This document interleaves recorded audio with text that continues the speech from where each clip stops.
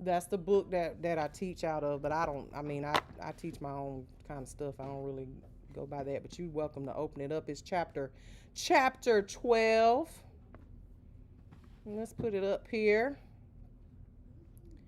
Chapter 12. That's what we are in today of the Milady textbook. Okay. So, gel nails. What we're going to talk about today, me and Olivia and her mama. We're going to talk about why you should learn this particular subject. Okay. Also, the chemistry behind gel nails. God forbid, I don't know how these people are going to pass their state board. Lord, I do not know. Good luck to them. I'm gonna get my money though. We're also going to talk about the difference between LED and UV light cure gels. We're going to talk about the different systems that are out there, because there are a ton of different systems in the nail industry right now that you guys are playing around with, like Gel X. That's a gel system, 100% gel system. Also, builder gels and hard gels versus soft gels. There's a big difference in those things, okay? Now, we'll also talk about supplies that you need for gel application, as well as how you store, use, and remove gels, okay? And when you should use gels, because not everybody is necessarily a candidate for gel or even acrylic, okay? Just depending on the type of job they do, or what they do with their hands every day, or the length of their nails. It can matter. All right, so why do you think you need to learn this subject, Olivia?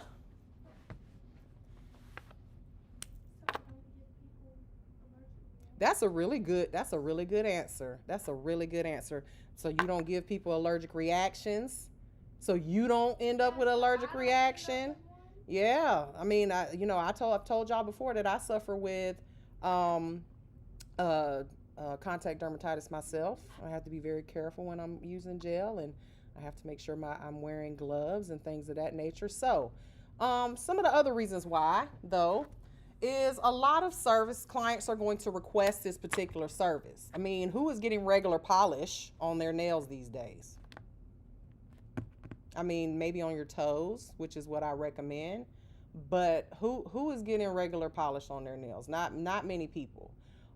Soak off gels are the number one requested service, I would say, when it comes to polish. Like I said, nobody's getting regular polish anymore. Okay, and also, you need to be able to choose the proper products to use, depending on the type of services you are providing. Okay, so there are some clients that do not like acrylic. Okay, now not 90% of them don't know what acrylic is or what they're getting on their nails. They think they do, but they don't. They love to say, I don't like acrylic, and then they'll get dip on their nails. You guys learned dip last week, didn't you? How did that go, by the way? You didn't see my French tip that I Well, that wasn't a French. I don't know what that was. That was I don't know, Indian, or maybe that was Nigerian French. I don't know what that was, but that was not a French tip. That was you. It was close. I was trying to do ombre and it didn't work. So there are a lot of clients that will request gel because they don't particularly like acrylic, and there's reasons for that. Okay, and we'll talk about that today. So let's talk about the chemistry first, because this chemistry is really, really important. Okay, really, really important. So there's a couple of terms that you're going to want to know. So I hope you're taking notes, Olivia. Okay. So a couple of terms that you're going to want to know, and this is especially important for your state board. Okay. So she got the book in front of her. She ain't even got it open. That's fine. That's fine. You can go off. You can go off that if you want to. But I'm be asking you questions. You're the only one in here. You might want to cheat and look in the book. Someone asked me, why do you recommend regular polish on the toes? We will get to that. Okay. So monomers are liquids, right? Polymers are a solid, right? When it comes to the powder, all right? So an oligomer, which this is an important word, is known as a pre-polymer. We're in chapter 12. Maybe mom's following along. Maybe she can help you out with the page number.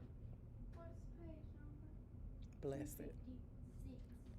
I was almost there. All right. So it's a pre-polymer, which is a thick, gel-like, sticky acrylate that is stuck in the between phase of a liquid or a solid. So let's break that down real quick. So think about when you pick up a bead, right, of acrylic. When you first pick it up, it's super runny, right? And then, so when you first pick it up, it's a liquid, more of a liquid. And then it gets, after a few seconds, it starts to get gummy. And then after a few more seconds, it starts to get harder. And you're like, okay, I can't move it anymore. And then after about a minute, it's completely set, right? So think of gel as being in that in-between phase of polymerization, right? I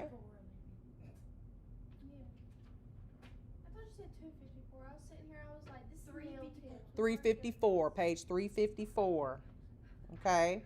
I'm sorry. 354, okay.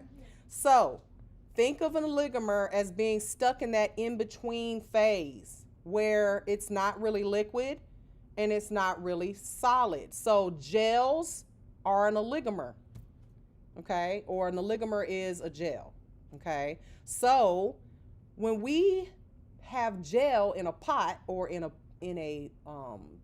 container of some sort, it's not really a liquid, it's not really a solid, so it's stuck there. And we have to have something in order to make it a solid. Okay? And, Right.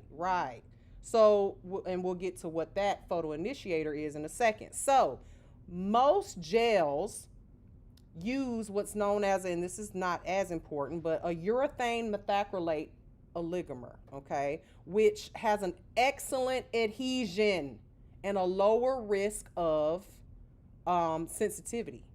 So I say that to say gel is a much more superior product than acrylic. Why do you think that it has a lower risk of sensitivity? What do I mean by that? What happens in your application of acrylic that really shouldn't happen with gel? When you're applying it, what happens to when you pick up a bead of acrylic? And it, while you're doing it? Listen to me, baby. Okay. What happens when you pick up a bead of acrylic and it's too wet and you put it on the nail? What happens? It goes all over the place, gets on the skin, right? It spreads everywhere. So you have to time it just right. Whereas gel is only going to go where you apply it. Okay, and if you use a small enough amount, it's not, and you're, obviously when you lay the gel down, it can get on the skin, but there's ways that you can avoid that from happening. So we don't take when you get it on the skin with acrylic, what do you normally do? So just take the brush and kind of push it back in. Or you wipe around the cuticle area with it, right? Try to get it off the cuticle, and you're trying to take it and get it into that where it's supposed to be. So what are you doing when you get that monomer on the skin? You're exposing the client to monomer, which is not okay. Oh, I was just about to cancel Friday class. I said, if I don't have more than one person in here, I'm canceling it today. Y'all, let's remember what time class is, y'all.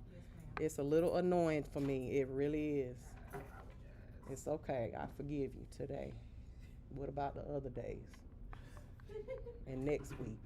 Hey, no, don't say in the future I'm gonna be late. She said she only I can- gonna forgive you if you on time next week. Yep. Yes, That's yes. the only way I'm gonna forgive you. Yes, that is Late? Yeah, that's right, Frostbitten. Late for class. Y'all be on time on the live. I swear I'm gonna start charging these folks for being on my live because they in class. I got 119 people in here. And 2 people in here. Them lies. Them lives be lit. I'm telling you, I'm about to start putting. You know what I used to do? What? They know what I used to do. I used to tell people that for $1 they could come into my Zoom class and watch. I didn't used to do it on YouTube. For $1 they could come into my Zoom class. What I'm gonna do from now on is make my YouTube unlisted, like private, Okay. and I'm gonna make them pay $1 to come sit in here, and then it'll send them a link to the YouTube, so that I don't give this shit away for free on the internet no more. Why did you stop doing it? Cause it take a lot of time, and I needed Zay, and Zay gone. Yeah. I need another Zay. Zay used to come in here and set it up for me ahead of time, and it was done. Oh, you like a tech kind of person? He very much so, and my best friend, and he had my best interests at heart. So my hair. So I'm gonna get back on it. I can probably do it, but it's That would have been annoying. $119. $119, Yeah, just and they could replay it whenever they wanted to because they had the link. You know what I'm saying? Yeah. I'm gonna get back on that because at least that'll, when I fire some of these other folks from school, that'll at least make up their payment every, Yeah. Friday and Saturday. But anywho, I'll be your Zay. Olivia. you'll be my Zay. I don't know now. Zay is special. That's a special one right there. All right, Zay, can't nobody be like you, Zay. She just joking. I'm just She's joking. You said 250. Yes. He said, I can't be replaced. Zay is one of, no, she can't replace you, but she can definitely do the job if, the little, she here, hell. She said they one and only Zay. Ain't but one and only, the one and only Zay. Okay, so we got our oligomer, right? Now, do we understand what an oligomer is? Do I need to rewind a little bit because you just kind of came in? Yeah. All right. I'm going to rewind a little bit for my late baby over here. So monomers are liquids, remember? We got our liquid monomer, Right. and we have our solid Oh, polymer, right? Right. So an oligomer is what happens when these two go to bed together and they make a baby, Right. right? An oligomer is what happens when you put those two together. So what happens when you pick up a bead? She already knows, so you just shush. When you pick up a bead. When you pick up a bead, a liquid meets the powder. You pick up that bead, and what does it kind of look like? Right as soon as you pick it up. I mean, it still looks wet. It's wet, right? But it's if you wait long enough, in the in-between phase, what does it start to, you can move it around, but it's kind of not really hard, but it's a little bit wet, and then you wait a little bit longer, and then it hardens a little bit more. Right. So a gel, because we're talking about gel today, Okay. a gel is an oligomer, which means that it's in a in-between phase of being a liquid and a powder. Make sense? Okay. Yes, ma'am. Okay. So it's known as a pre-polymer. Remember, a polymer is a solid. So if you've got liquid in between phase and then solid polymer, then a gel is a pre-polymer. Does that make sense? I hope I broke that down good enough. So it's a thick gel-like sticky acrylate that's stuck between those two phases. Okay? Now, gel, and this is where you just came in, is superior to acrylic because of its ability to adhere very well. If you've ever had gel nails and they were applied properly with proper prep, they don't lift really. You're not going to have lifting.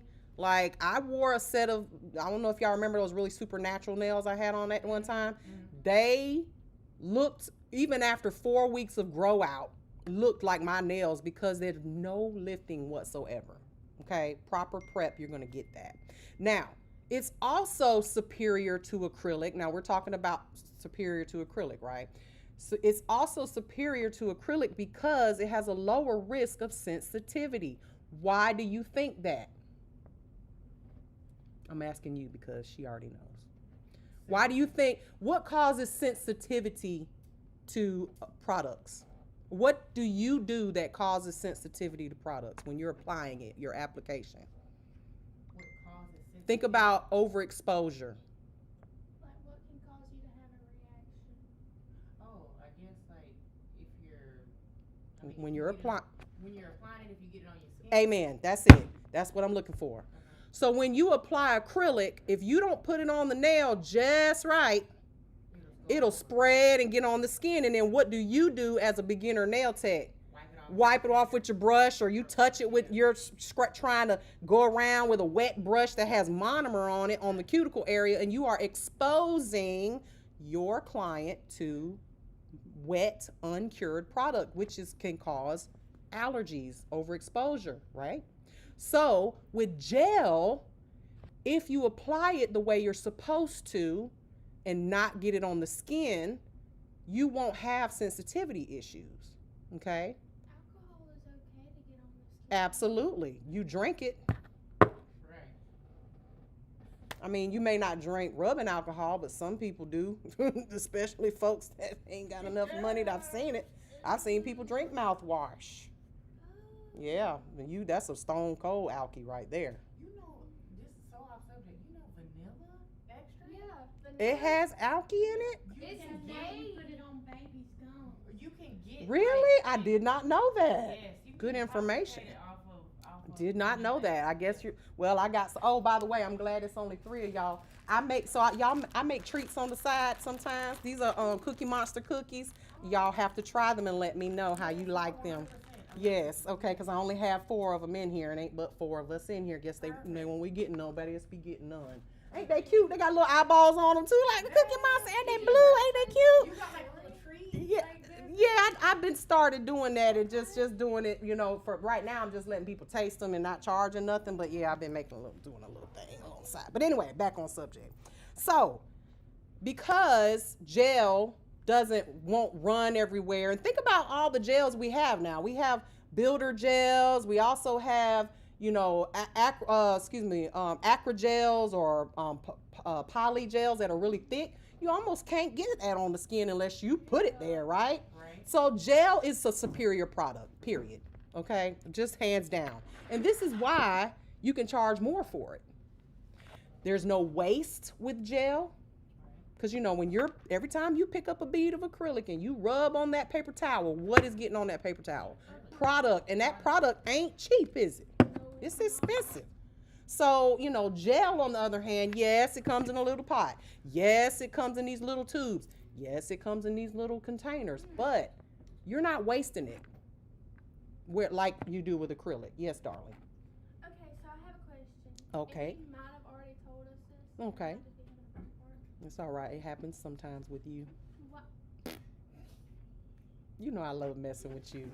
You don't get offended. Some people, they be wanting to cry. Oh, Miss Mary said I'm a brain fart. Why is it okay for us to reuse that same brush that's on the gel polish, but it's not okay for us to reuse other things? No, nothing can survive inside of a nail polish bottle. No germs can survive in there. There's no air. Everything that's alive needs some type of oxygen to breathe. Okay? So there's no way that, that's a very good question. And I know this answer because, the man that I'm in love with, Doug Schoon, the scientist, has that very answer in his book. Okay? Someone asked that question. Of Doug Schoon? Yeah. It's on the books over there. The face-to-face book. Show your mom. He is, when I met him, I cried. I felt like I met Michael Jackson. Tap the screen. I was so in love. I was like, and he knew it too. He was like, get this crazy woman away from me. I was like, it's the little books that say Face to Face with Doug Schoon. These pictures on the back, okay? Alright. Show your mama, and then come on back so we can get this chapter out the way. Mary, I forgot he looked this bad. You don't talk about him like that. Yeah, she don't play by her man. She don't play. What? He got long hair. She don't I have a play. thing for nerds. I ain't gonna lie to you. I got a thing. It's a little thing. He looked like a jacked up Michael Bolton. And I love me some Michael Bolton too. My God. When he cut his hair, I was upset. All right, back on subject. Okay. So, the next word we're going to talk about is viscosity. Somebody tell me what viscosity means. The thickness of a product, right? Or the thickness of a liquid. Okay. So, viscosity, the exact definition is the measurement of the thickness or thinness of a liquid that affects how a fluid flows. Okay. So we've got water, which has a very, what would you say, thin or thick viscosity? Thin. Very thin, right? Just water flows, splashes. Gotta be careful. It might get in your eyes if you splat it real quick. Whereas you've got molasses or honey or something of that nature. As you pour it out of, you see how slow it will come out of the container when you squeeze it or whatever. Okay, so what would that viscosity be considered? Thick. Very good. Then you have all the in-betweens. What's that? There's a mama spider somewhere because there was just like 2 baby ones crawling on my Well, desk. baby, y'all got to stop eating in here for the spiders to eat You tell the me food. we can eat. I'm messing with you. You can, as long as we not having no Yeah, clients in Wednesday, here. I'll be messy. Don't leave no crumbs. Yeah, I don't eat. Don't leave no crumbs. Well, I ain't got no But we ain't in here but 2 days a week, so the spiders live. This is their house when we're not here. So mind your business, okay? So there's different viscosities of gels. You got your thin viscosities, which would be, what would you think a thin viscosity would be? like normal Gel gel polish. polish, absolutely. Your brush-on gels, the ones that nice and smoothly go on. Bottle. Yeah, that one, and when I say brush on, because you got builder in a bottle, sometimes those are a little thick, but they level, right? They'll get smooth. So your thin viscosities are going to be your brush on gels, and your medium viscosity gels. What do you think those would be? The sculpting gel. Right. So let's be clear here. So you've got your self-leveling gels that you build nails with, that when you're sculpting a nail or even laying gel on top of a tip, because you can put gel on top of a tip. You can. So builder Gels that self-level, meaning you apply it to the nail, it looks like it's lumpy, and then you just wait, and then it will smooth out. Okay? That would be your medium viscosity gel. Now, a thick viscosity gel, those are going to be your gels that are used for building or sculpting also, but they do not self-level. You have to level them yourself or file them smooth, which would be, what would be an example of that? Polygel is a very, very thick viscosity. It literally looks like toothpaste coming out of a tube, right? It'll just sit. Well, this one's brand new, by the way. I have my own polygel that's clear, you guys, and if you want to get some. But when you squeeze this out, it's going to come out thick. Ooh, excuse me, I pooed it. A thick viscosity gel like that, right? And it's not going to move, which these are very forgiving for you people who are new. I think I'm going to start teaching gel before I teach acrylic, because I have some of those, but I struggle. you struggle with it. Yeah. Well, and when I first started with it. I'm not going to put that in the tube because I don't want it to, we'll play with that later, okay? So, you got thin, medium, and thick viscosity gels, okay? So, now, gels are too thick to dry. Y'all like to use that word, but we're not going to say that, right? What are we going to say instead? Cure. Gels are too thick to cure on their own, okay? They need additional chemicals to help them cure, okay? This means transform from a liquid to a solid. So A photo initiator, what do you think that word means? First, let's break the word down. Photo initiate, because we talked about initiators when we talked about acrylic, right? When an initiator does what? Starts the process. Now, if you break that word down, photo initiator, what do you need in order to get a good photo? You need light, okay?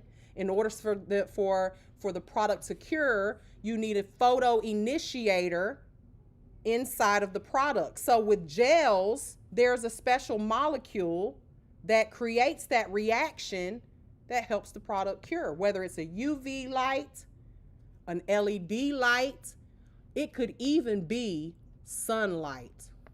Your product will cure if you have it in the sun, okay? Meaning, we'll talk about storage in a second, but it will take forever, or over time.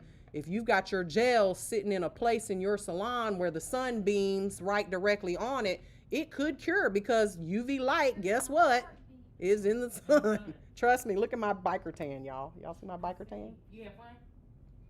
Oh, I had a blast. Y'all, I rode the most dangerous road in the United States of America this weekend. I'm so proud you didn't die. I'm so proud I didn't die either.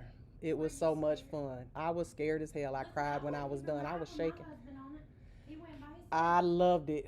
I can't wait to go back and do it again. It's 318 curves in 11 miles. And it's literally like this. It's the tail of the dragon, they call it. I know I'm a bad bitch. Anyway, I was shaking. I was very, very much so, but we made it through. All of us girls. It was 10 of us. Huh? Did you kick up any sparks? No, I didn't lean that. I wasn't going that fast. The speed limit was 30 miles an hour. Believe me, I was somewhere between 15 and 20 the whole time. It was a whole line of sports cars behind me, mad as hell. I was like, y'all better stop and wait till I'm done, and then come on down when I'm off the road, because I'm not going fast. There was 2 cars that wrecked while we were there. Yeah. Flipped over. One of them almost went off the side of the mountain. Bikers with my husband's group did go off the side. It's scary. All right, so you need that photo initiator to make the product cure. So these gels are infused these photo initiators are infused inside of your gels or oligomers. So an oligomer is another word for a gel, okay? Y'all got that? So they're infused inside the oligomer, that when that gel is applied to the nail and exposed to the light, it starts to cure, right? So it will start to harden. Now, this light exposure initiates the process, and so this is also called polymerization, same as acrylic, okay? I want you to remember, everybody, that these acrylics and gels are all acrylates. They are the same. Remember that. So when it really trips me out when people say, I don't like acrylic. Well, it's an acrylate. I'm allergic to acrylic. Well, if you're allergic to acrylic, you are also allergic to gel. If you are sensitive to acrylic, you are also sensitive to gel. You can't get none of it on your skin, period. Okay? So this is something that, you may not feel necessary to explain to your clients, but when you do, I always say each one teach one. When you teach your clients something, they will appreciate it. Okay, maybe they'll do a little more research on it or whatever. Okay, so when you think of the word so when you expose this light to the nail, sometimes you will have what's known as a heat spike, same as acrylic, right? Same as acrylic. Remember when we apply a big, huge bead of acrylic, sometimes you get that same thing, that heat spike. And what is happening? Why do you get all that heat? Because it's just a bunch, it's too much product in one spot, and it causes all the friction to make. You're right. You're just using a couple of words that you might. So you're right. So those molecules are coming together, and they're linking up, and they're doing it all. It's like they're all dancing in. Remember, everybody's coming to the club. And everybody piles up in there, and it starts getting hot, honey. And then, the fire department comes in and says, y'all got too many people in here. Y'all, this is a fire hazard, right? So the heat is what you're feeling when you apply acrylic too much at a time. Well, what do you think happens when you apply gel And it can even happen when you have a small amount of gel. The light, because I've had it happen just putting base coat on, right? You feel that heat. Well, what happens is you expose it to the light too quick, or the light was so intense that it just cured it really, really fast, and you got that heat spike, and you feel that heat. So you got to be careful. You want to have a lamp that has a low temperature mode, or I will explain later and show you guys later what you do to prevent that if you are finding that your light is causing heat spikes on your clients, okay? Because it is painful. And a lot of people think, oh, I'm just going to go through it, just breathe through it like, girl, you ain't having no baby over here. Like, you know, you're still going to have an injury to your nail from having a heat spike too many times, because it is actually burning your nail bed. Okay, it's like a sunburn to the nail bed. And just like a sunburn, because I got one here, what happens when you get a sunburn? Eventually the skin peels. So what do you think happens underneath that nail plate on the nail bed if you've got a burn to the nail bed? Well, it doesn't peel because we don't have exposure to it, but it starts to produce kind of a scab or a scar, and it wants to lift away from the nail bed. So what is the disorder? I'm testing y'all now. What is the disorder that is separation of the nail plate from the nail bed? Onycholysis. And she said, ooh, clock it, because you was like, ooh, I don't know if I know this. Yes, you do.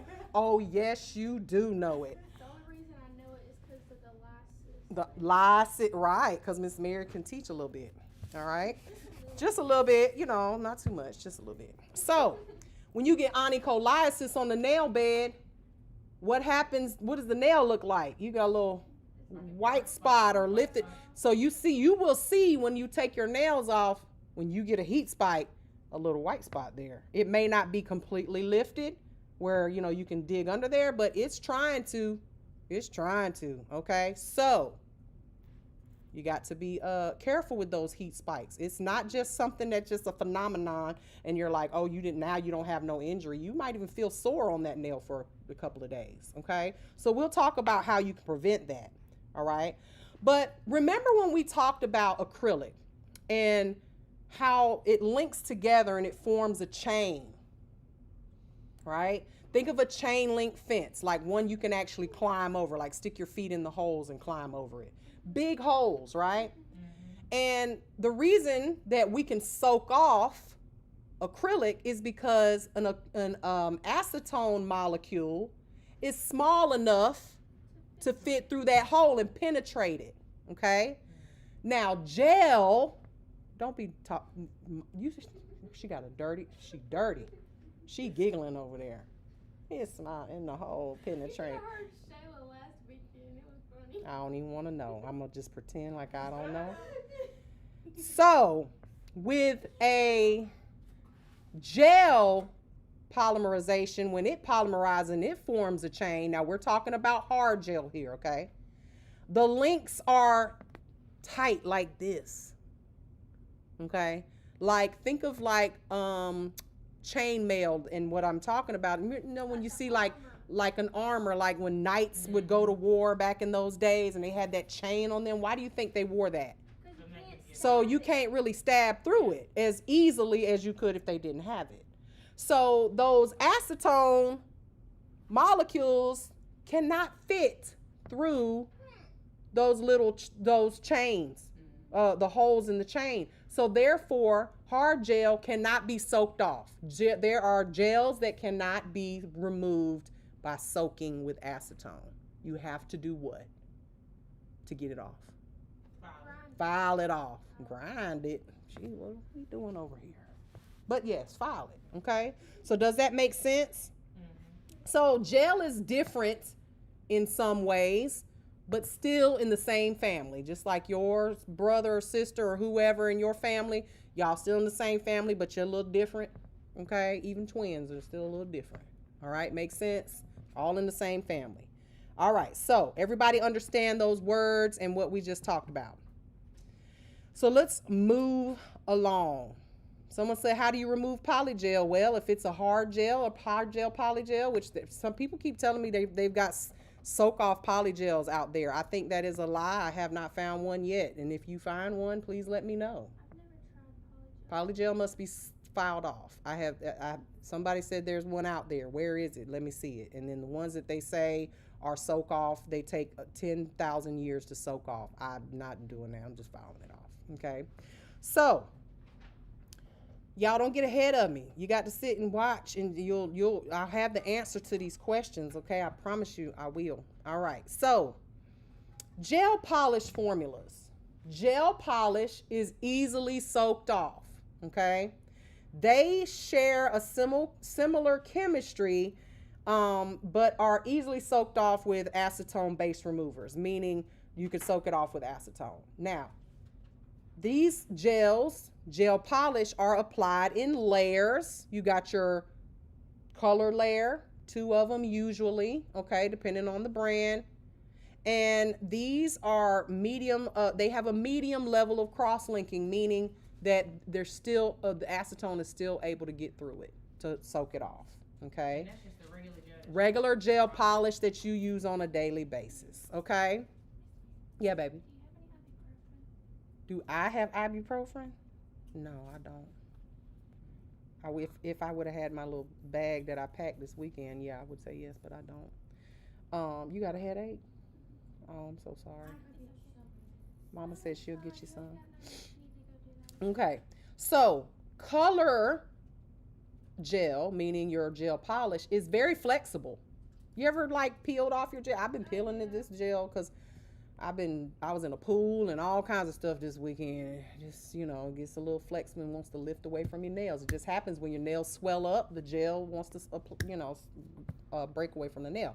So, it's very flexible and easily removed, okay? Now, top coat, on the other hand, it's still about the same viscosity of gel polish, isn't it? Yeah, just about, it might be a little thicker sometimes, but it has a higher level of cross-linking. Yes, it will soak off, okay? But it adds for a higher protection and shine. Then you can't just use regular gel polish, leave it without a top coat. Now, don't misunderstand me, because someone's going to say, oh, well, there's 3-in-1s. We talking basics here. There are polishes out there that are known as 3-in-1s. They are base, color, and top. Yeah, I don't trust them. I still need a top coat, but they're out there, okay? Is that why when you're getting your nails done, they normally, for the first layer, they usually use a clear base? Yeah, they usually use that to get it off. They have to file it off because it's got a higher cross, meaning that it's not as tight as a hard gel, but it's just barely. The acetone can get through there, and it's got a higher protection and a little bit harder to remove. So they always kind of file that top layer off so that the acetone can get to the polish and make it easier to soak off. Make sense? Okay, so gel polish can also generate a heat spike, which is not, we call it a heat spike, but what kind of reaction is it in the terms of the science? The science term. You've got endothermic reactions and exothermic reactions. So exothermic means that the heat is released. So you will have heat coming from that particular, so that's also known as a heat spike. Exothermic reaction is a heat spike. That's just the technical term for it. Okay? So this reaction occurs as each one of those bonds polymerize, right? And the more bonds you form at the same time, the hotter that heat spike is going to be. So we want to make sure we are applying gel in thin layers so that when we put it in and it cures fast, it doesn't burn the client.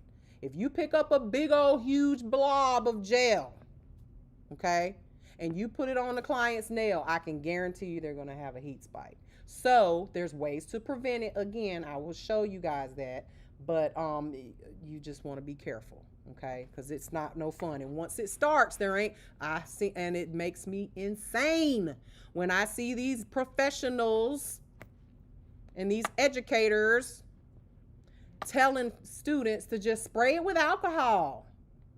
Please tell me what that's going to do, because the alcohol can't penetrate through the product, and the burn you're feeling is in your nail bed. So that is a false that's a misnomer, a lie. It ain't true. Don't listen to these people, and when they say that, you need to go to another school. That's all I'm gonna say. Okay? They don't know what they're talking about. They don't even read the chapters or understand the stuff that they're teaching. What about like whenever you're using builder gel? Because I mean you are putting on bigger globs of it. I'm about to tell you. Oh, okay. I'm Okay. sorry. No, it's okay. So heat can be controlled, which is going to answer your question, in a variety of ways. Okay. So first, number one, start with thin applications on the natural nail. Okay. And when you cure, and then cure it. This is going to provide a little bit of protection from the heat of the thicker second layer, or maybe even a bead of gel that you're going to be using. Number one. Okay. Number two, apply multiple layers, even with builder gel. Okay. You don't have to pick up huge beads of gel. Okay. That's it's not necessary, or even big globs of builder gel. Even if it's a brush on. It's a brush on for a reason. Brush that shit on in several levels. Layers, excuse me. Over and over again if you need to. But if you are picking up larger beads, okay, there's a way that you can prevent this from happening. So I'm going to show you on the overhead how you do that, okay?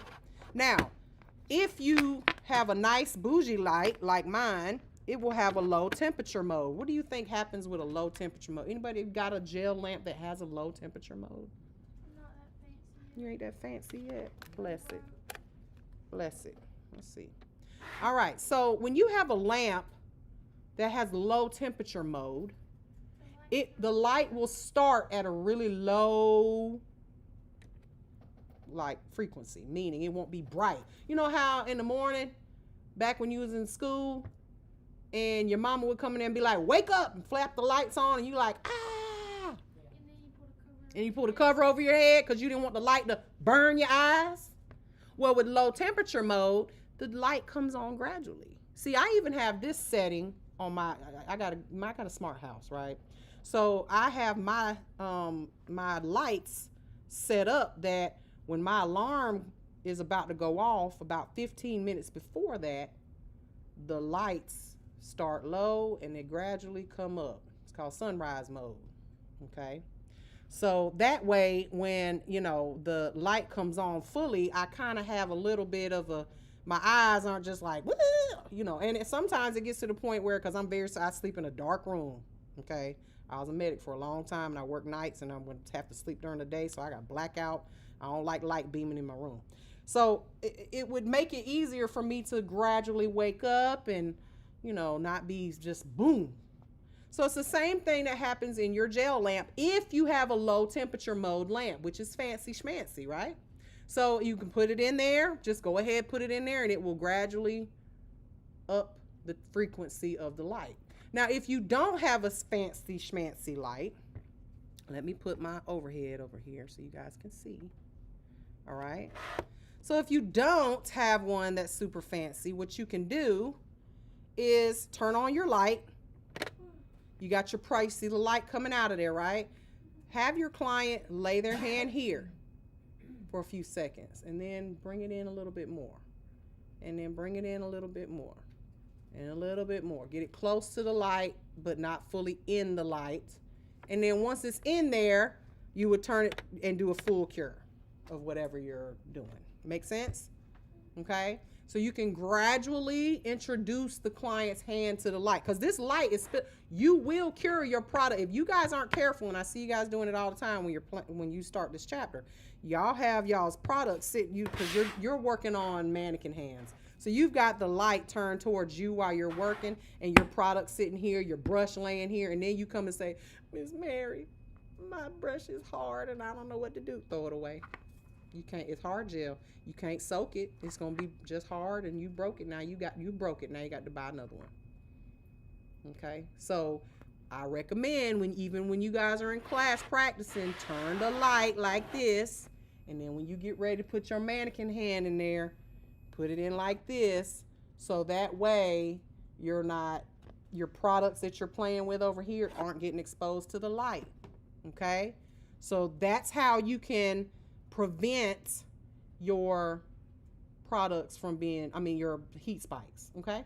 Make sense? Get you a fancy light that look for, when you start buying these are things you should look for, right? Because you can get a lamp that's cheap that has a low temperature mode on it. Okay? But that's fancy though. That's a fancy little extra added, it's like when you buy a car that has heated seats or air conditioning seats. The new Tesla's got AC in the seats. That's a nice feature, right? Especially them leather seats. All right, so just look for these things when you're buying these products. All right. So everybody understand how to control the heat spikes and why you shouldn't. Don't tell your clients, oh honey, it's normal. No, it will happen. It is normal that it happens, but you need to be better than that. Try not to cause, nothing that we do should cause our clients pain. If it does, then you need to adjust some things, okay? All right, so let's move to our next slide here. Now let's talk about the difference between LED and UV light gels, okay? Anybody know the difference between the two? The difference between LED gel and UV gel. Good, because that's why you're here. But you still using gel, ain't you? Shame. See? This is what school is all about. School is not a scam. All right? You got to learn it. You got to learn this stuff. Because one of these days, you're going to buy something you thought you was buying the right thing, and it's the wrong thing. Okay? So, let's talk about these lamps first and foremost. Okay? Because you can buy a gel lamp on Amazon for $15. All right? So, if you're going to buy one, let's make sure we're buying the right thing. So, curing lamps, gel lamps, whatever you want to call them, are an electronic device that powers and controls these bulbs to cure gel nail enhancements, okay? You gotta have a lamp. You can't get away with not having a lamp. Even if you got one of those little flash lamps, it ain't enough. It's not enough, and we'll talk about why it's not enough. These bulbs emit, don't let them distract you now. He look like he going fishing. What is that? What are they doing out there? They about to tear up my front lawn again. I have a feeling. They got lines and stuff. They done painted. I think they about to They don't tell you beforehand? They don't tell me nothing because see that I don't own the street. Right. That's government. That's the city property. They about to. I hope it looks nice after it's done. Did y'all remember how bad it looked before they finished the first one? Oh God, it was awful. I was like, come on, y'all, making my school look abandoned. It looked like an abandoned building. All right, so these bulbs emit violet light. Now, sometimes it's violet. You seen some other colors that the light looks like when you turn it on? Could be purple is violet, yeah, but violet is like blue and purple, right? So it might be blue. I've seen lights that are pink. My light actually emits a pink light. My lamp, okay? Now, these lights that are coming out of these lamps, they must have the proper intensity to fully cure the product. All right. So I keep seeing, I see it a lot now, these little bitty flashlights, and those are good for something. Don't get it twisted. Oh, yeah, they're great. Yeah. Especially with these Gel-X lines and stuff like that. They have a purpose, but the purpose of them is to just flash cure it. What do I mean by flash cure? Just something real quick. Quick cure, because it will look hard. It will look cured. It will look like it's completely cured when you flash it for a few seconds, but it's not. And this is where a lot of these allergies are coming from. Some of these girls guys or whatever are using these little lamps and they're flash curing it, and they're thinking, oh, it's stuck on there, and going on about their business and never putting it in the lamp for a full cure. And then they're walking around with uncured product on their nails. Because remember, your nail plate. Is it absorbent? Heck yeah, very. So that nail plate is sitting there absorbing this uncured product for weeks. And then you end up with what? An allergy because you've got uncured product on your skin, the nail bed or the nail plate. Okay? And this is what's happening in the industry right now, all over the place. People are coming up with these allergies, and then once you get an allergy, you're say goodbye to your your nails, and just you can't wear them no more. You got to be extra careful, and sometimes you get so sensitive to it that you just swell up, cuticles swell up, get red, peel, and you're like, what's going on? You got to get them nails off. You can't wear, and it's a lot of these DIY nail techs.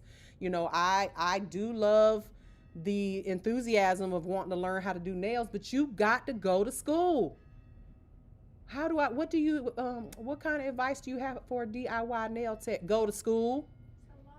It's a lot more to it, and you do not want to be the reason why your client can't get their nails done anymore, or you as a DIY nail tech. Yeah, I know it's expensive. It is, but it's a reason for it, because we went to school and we have this information. Okay, all right.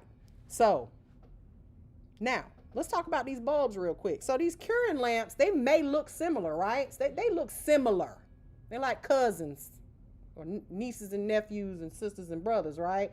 But there are so many differences in them that can affect the curing power.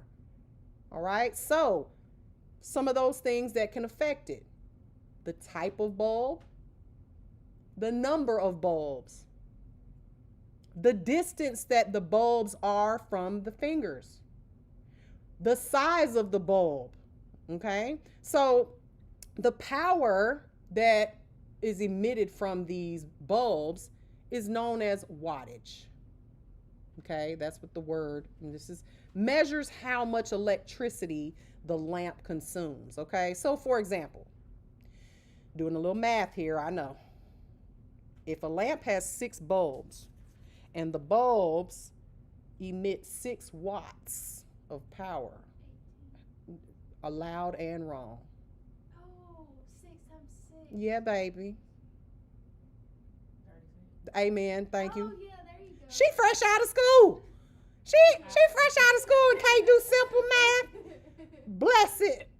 I was thinking It's all right. I had to think about it too. So did I. That's why I had to think about it too, but Did it's math or not. so if you've got, so when someone says it's a 96 watt lamp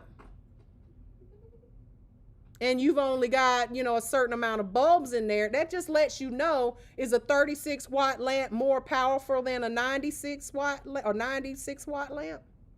Is it more powerful or no? No, because it ain't got as much wattage. Okay?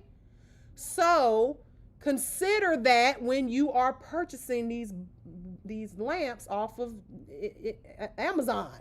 Okay? Don't get you a 9 watt lamp, baby. Shein. Is it Shein or Shein? I don't know. I think it's Shein, but people be like Shein. I be like, that's like saying Jason Aldean. Somebody said that the other day. I said, if your name is Dean, is it Dean? It's Dean. It's Dean. Try to tell me. It's Jason Aldean. I'm like, no, it's not. Like Shein. Anyway, people can't read. So consider that when you're purchasing these lamps. Would you prefer to have a little beat Pinto or a Geo Metro, or would you rather have a Ford F5000? I don't know. Do they make those? I don't know. I'm gonna get one if they got one. I want one. I want a powerful lamp, right? Because I want it to be able to handle handle the job. Okay. So keep that in mind when you guys are using these little lamps right here. That's not enough power. You're going to have to hold it there like this for a long time. Wow. And I mean too long for somebody who's trying to make money when your time matters, right? Time is money in this industry, right? So my lamp is a 96 watt lamp. Okay, and and again, is very powerful. Okay, I prefer that over one that is, say, this one, which is a it says 120 watt, but that's definitely not correct. It might be. We'll see. I have to count the bulbs. All right, so LED versus UV. This is what the topic. This is the topic at hand. Okay. Gel curing lamps are going to use either LED, UV, or both. Okay? So when you buy a lamp, have you ever looked at whether it is UV, LED, or hybrid, aka both, before? You ever thought about that, or you just bought it?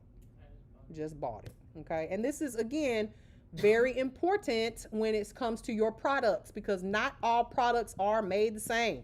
Okay, so LED, what is the word, or what does that stand for? What does that mean? You can read it right out the book. You can if you want to. You hear shit. Light emitting diode. Light emitting diodes. Okay, and these create a direct light that must shine directly on the gel. Okay? Has to shine directly on it. So if you have ever had an issue, anybody ever cured their hand, put their hand in the light, and the thumb just did not cure right, like the side of it was like moist still or wet, and the rest was cured? Why do you think that is? It didn't get enough. Well, think about how look at most people's hands. These four fingers, they're straight up. And then that thumb leans to the side. It got a little lean to it. So when your hand leans, the thumb leans to the side, the light can't see. It's a little shadow. It's going to be nothing there. Especially if you have a lamp that has a bottom like this. Meaning no reflective bottom. You ever wondered why some of them have that a mirror on the bottom versus one like this? This is where the price is going to change in your lamps, right? That one's better? No. Oh. No, because if I've got my hand, Lord, look at that. Y'all ought to be ashamed of yourself. It wasn't me. One of y'all did it.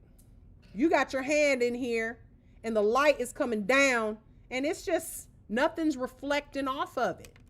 So if I have one that's got a mirrored bottom like this, the light will bounce and reflect and will help cure that part that can't necessarily see the light directly. You know, mirror bounces light. Okay? Make sense? So look for, again, something you will want to look for when you purchase a lamp. Okay? There's reasons why some lamps are more expensive than others. This is probably way cheaper to make versus something that has a metal bottom or a light reflective mirror bottom. Okay? So, cure times. Real quick, because you was in the bathroom. What does LED stand for? Illuminated. Nope. Loud and wrong. And director. Loud and wrong. All three. What is it, Mom? Tell her. Light emitting diode. Light emitting diode. Okay? Now, cure times between UV and LED. Cure times for an LED light, because there's three types of lights. You got LED, UV, and then you got hybrid lights that do both. Okay? Cure times range from anywhere from 5 to 60 seconds for LED gels. Okay? 5 to 60 seconds if it's LED. Okay? For instance, my top coat is a 1 minute cure time, not 30 seconds like most gel polishes. If you do not cure it for the entire 60 seconds, don't call me and say my gel polish is dull. I know, because it ain't cured. Okay? You gotta read the instructions on, not, and every product is different. Okay? 5 to 60 seconds. The 5-second ones are gonna be your Japanese gels. I'm gonna just tell you that right off. Vetro gels, they don't tell you this, but they have a 5-second cure time. 5 seconds. Boop. Okay? They're potted gels. Now, and that's for each layer. Okay. Is that the ones that you like do with the? You got to use a brush, a separate brush, and dip in there. They're Japanese gel. Most of these Japanese gels, Korean gels, they are superior gels. They're usually 100% gel. Okay, just so y'all know, a lot of these gels, if you can smell them, the gel, there's regular polish mixed in with that gel. Okay, there's more. It's not 100% gel, and that's why they're cheap. Okay, so, and it takes longer to cure. Now, let's talk about something called nanometers. That's a word you will need to know for state board. Okay, so these nanometers in a LED, this is the amount of power you need, okay, wavelengths that you need to cure. It tells you the intensity of the light, how powerful the light is. So with a LED lamp, the intensity of the lamp is anywhere from 365 nanometers to 405 nanometers, okay? And that's pretty strong, which is why it can cure the product faster. All right. Now, bringing it to before I bring it to LED UV lamps, look at this particular lamp. Let me put this under the on here so you guys can see it. Look at these bulbs. You see them? These are, when you look at a lamp, this is how you will know that it is an LED lamp. Okay, let me turn it on real quick. You see the bulbs? These are diodes. Okay. Now, the difference between this and, let me pull out the UV lamp, is that UV lamps, what does UV stand for? Huh? Ultraviolet. Very good. So a UV lamp, when you turn this on, you see the bulb? These are actual bulbs, old school bulbs, just like when you screw into a light. All right? So I have that one. you have this one? No, the other one. This one. Yeah. Okay. Most people do. Most people have the nowadays, because this is what I call old faithful. A UV lamp is old faithful. Okay. So someone just asked me, am I reading a ChatGPT script? Yep. No, baby. I just noticed I've been teaching it for 6 years now. Okay. So I just know it by heart. I'm looking at the slides and teaching it. Okay. There's no ChatGPT script. I'm an instructor, baby. Okay. So I swear, be trolls up in here. And ChatGPT would have to know the information too. So, right. So anyway, so when it comes to ultraviolet or UV lamps, okay, they are going to radiate light inside of the lamp as well, and the hands have to be exposed to that actual light that's coming from the bulb. Now, these range from the cure times range anywhere from 1 minute to 2 minutes to fully cure the product. Okay, so obviously that's longer than an LED, right? So why? What do you think the nanometer level of, or how much intensity of light is coming from these bulbs? Do you think it's higher than an LED or lower? Lower. So these nanometers range anywhere from 320 to 400. So before when we said that the nanometers for a LED range from 365 to 405, well, ultraviolet is 320 to 400. So there's more intensity of light coming from this LED lamp versus a UV lamp. Now, LED lamps are now going to be way more common in the salon than UV. However, remember I said this is old faithful. 3 types of lamps: UV, LED, or hybrid. Okay. will you do me a favor and get me the one of those black lamps right there that's inside of those professional tables over there? So, let me show you the three differences. So, this one with the bulbs is going to be your UV, Old Faithful. This one is LED and LED only, okay? This one is a hybrid lamp, okay? And how will you know that? How will you know the difference? The one she just picked up, you said was hybrid? This one's hybrid. This one, this black one, is LED only. Okay. This one is UV, okay? And you know that it's UV because it has what? Bulbs. The bulbs that you can see, okay? This one is hybrid, and you won't know why it's hybrid until I tell you. But this one is also LED only. This is an old lamp. I've had it for years, but it will only cure LED. Now, this one is hybrid. It cures both. Now, how are you going to know the difference between these two bulbs, light lamps right here? Looking at them, you won't know because it doesn't say hybrid on here. This one doesn't say LED only on here. And nowadays, you won't know, but you can do what? How would you know? How can you find out? Test it. Get you some UV gel, UV only gel, which isn't very common, but it's still out there. UV only gel, and put it under this LED lamp, and what do you think is going to happen? It's not going to cure it. You take UV gel and put it under this lamp, what's going to happen? It's going to cure it. Put UV obviously on this one, it's going to cure it. Now, here's where it gets confusing, and I want you guys to write, you're going to have to write this down because you're going to say, I don't know, but I'm going to make it make sense in a second. LED polish, okay, can be cured. LED obviously can be cured in this one, right? Because this is an LED lamp. They can also be cured in UV. LED can be cured in this one, right? Because it's a hybrid, right? It can cure both. But can LED be cured in the UV light? The UV lamp. This is UV bulbs. Can LED be cured in here?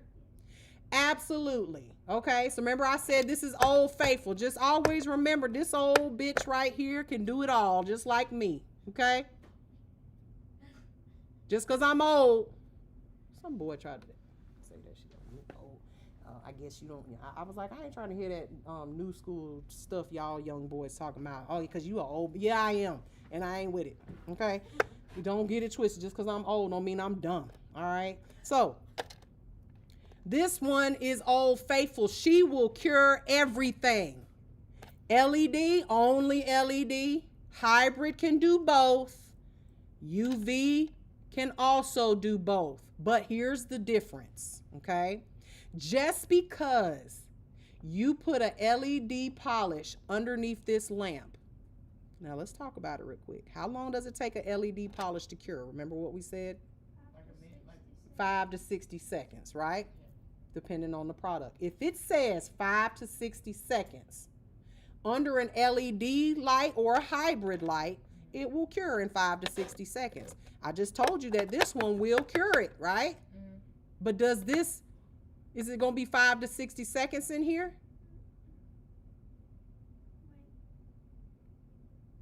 Just because I said she can cure it all, but does that mean she still got the power to do it in 5 to 60 seconds like this one? No, you're going to have to put your LEDs in here for 2 minutes. I just say do it for 2 minutes. Make sure it's fully cured. Because if you think that you don't transform this old lamp here, Old Faithful, into a young chick all of a sudden, it ain't going to happen. Okay? You still got to give her some time. All right? Now, can you take UV gel? UV only because it's still out there. UV will obviously cure in here. Will it cure in here? Yes. In the hybrid lamp? Yes, but will it cure in 5 to 60 seconds? No, it still has to be in there for 1 to 2 minutes depending on your product. Can you put LED in here? I mean UV in the LED lamp, the LED only. Absolutely not. It will not cure. Okay? So, y'all understand that? I know it seems a little confusing. Just remember, Old Faithful can do it all. But you got to do it on her time. Meaning 60 seconds to a minute, 2 minutes, excuse me. So it takes longer, but it's going to do it, okay? Always. Hybrid, she going to do it too. But if it's a UV product, it's got to be in here longer. If it's LED, you can put it in here for the 5 whatever seconds your product says. LED, baby, she only good for one thing only. That's like them little young girls, good for one thing only. That's it. Okay, just saying. That's the young chick. This one right here, this the new school chick, and this the old school chick right here. Ooh. Where you going? Can you get me a one of them egg soup, them bacon and Gruyere egg bites? Yeah, just bacon. I done had 7 shots of something in there. 7 brew, yeah, they gave me the 7 shots. Okay. Can you explain again about knowing if you have a good wattage or not? I cannot. But you can go back and watch the replay on YouTube. Okay. So here's the thing. LED lamps, when we talk about bulbs, these bulbs last until the whole lamp just stops working, right? And I will tell you that I bought these still work, and I bought this 10 years ago. They still work, okay? As long as the light is flashing, it's working, okay? Now, usually when one diode goes dead, the whole thing goes dead. You're not going to have one that just stops working and the rest of them work. It doesn't really work like that, okay? Now, these bulbs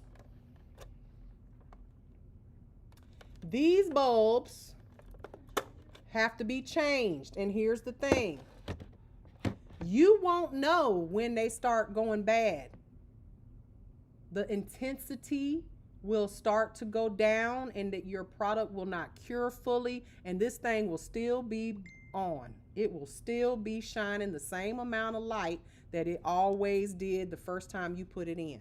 So here's the issue with these, okay? First of all, they have to be replaced just like any other bulb, okay? Now, the bulbs are expensive. They can range anywhere from $9 to $15 to $20 per bulb, and you got to get 1, 2, 3, 4 for this one. You do not know when they go bad. So what we used to have to do with these older lights is write on here the date somewhere on the bulb. Like we would put, like, this is 8/25, right? And we would just automatically, if you were working every day, okay, because they have a certain time limit on it. It's like it'll work for like maybe 150 hours of time, and you're doing it for 2 minutes, like at least with each client. Base coat, 2 coats of polish, and top coat. So that's 2, 4, 6, 8 minutes each client, and you multiply that times however many clients you got and turn it into hours. That's a lot. So if you instead of doing all of that, we would just replace them every like 3-4 months. That can get expensive. These lights are cheap. You can get one of these UV lamps for about $20 on the internet, on Amazon. But guess what? You got to keep maintenance. You got to buy new bulbs. So yes, UV lights are cheaper. Yes, they do more. They can do everything, but they need maintenance. They're old girl. They need to be, they need their oil changed, and they need the air filter changed, and you got to wash it and take it to the, all of that stuff. Maintenance. Whereas a LED lamp, it lasts until it's dead, right? So my recommendation is to always have a backup lamp, whether it's this kind or this kind, but don't buy LED only lamps. Just don't.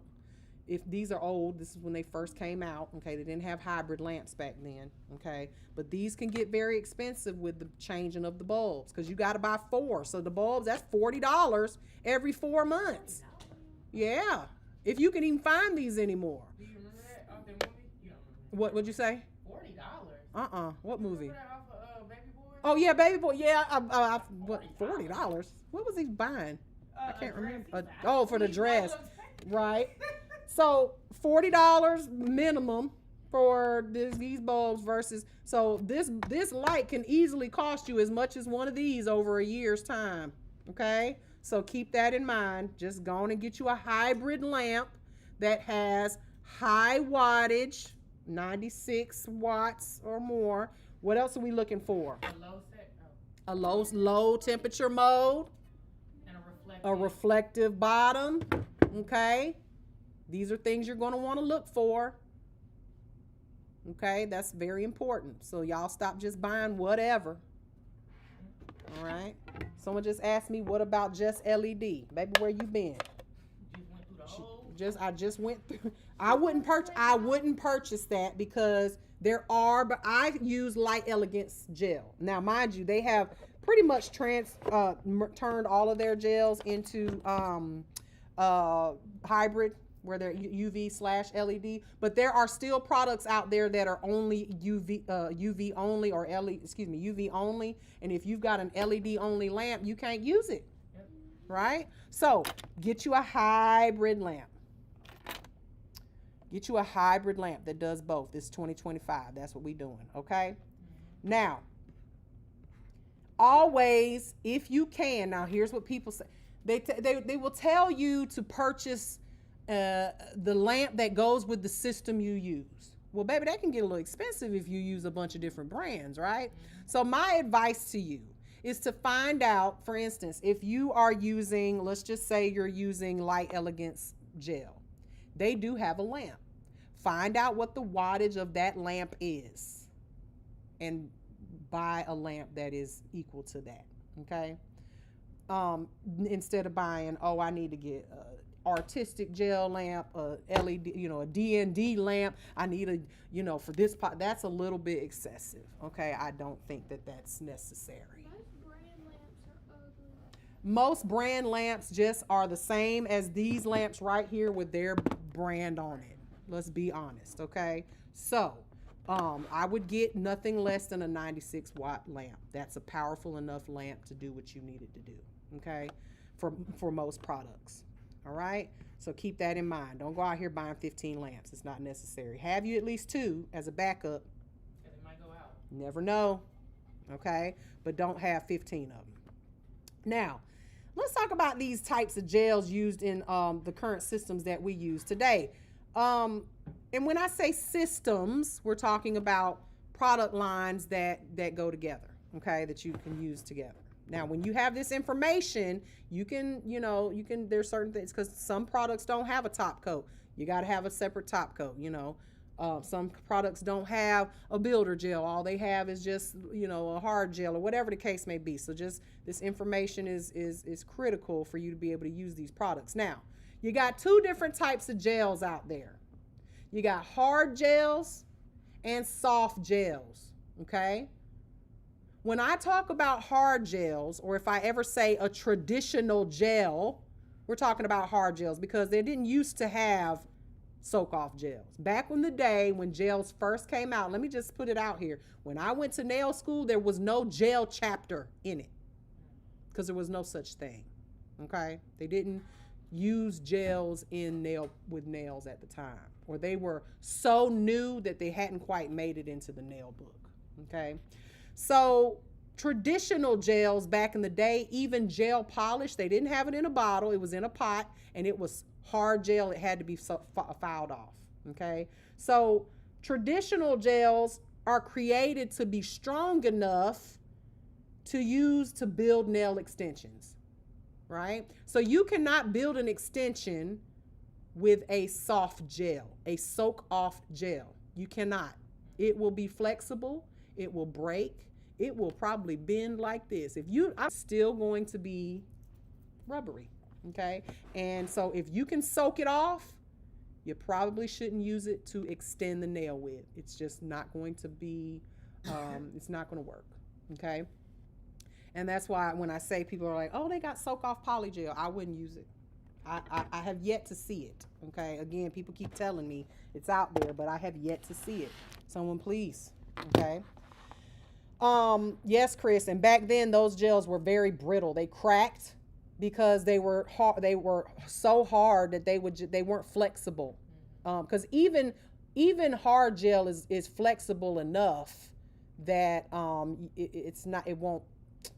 it won't just crack and break like glass necessarily. Okay. So today's hard gel.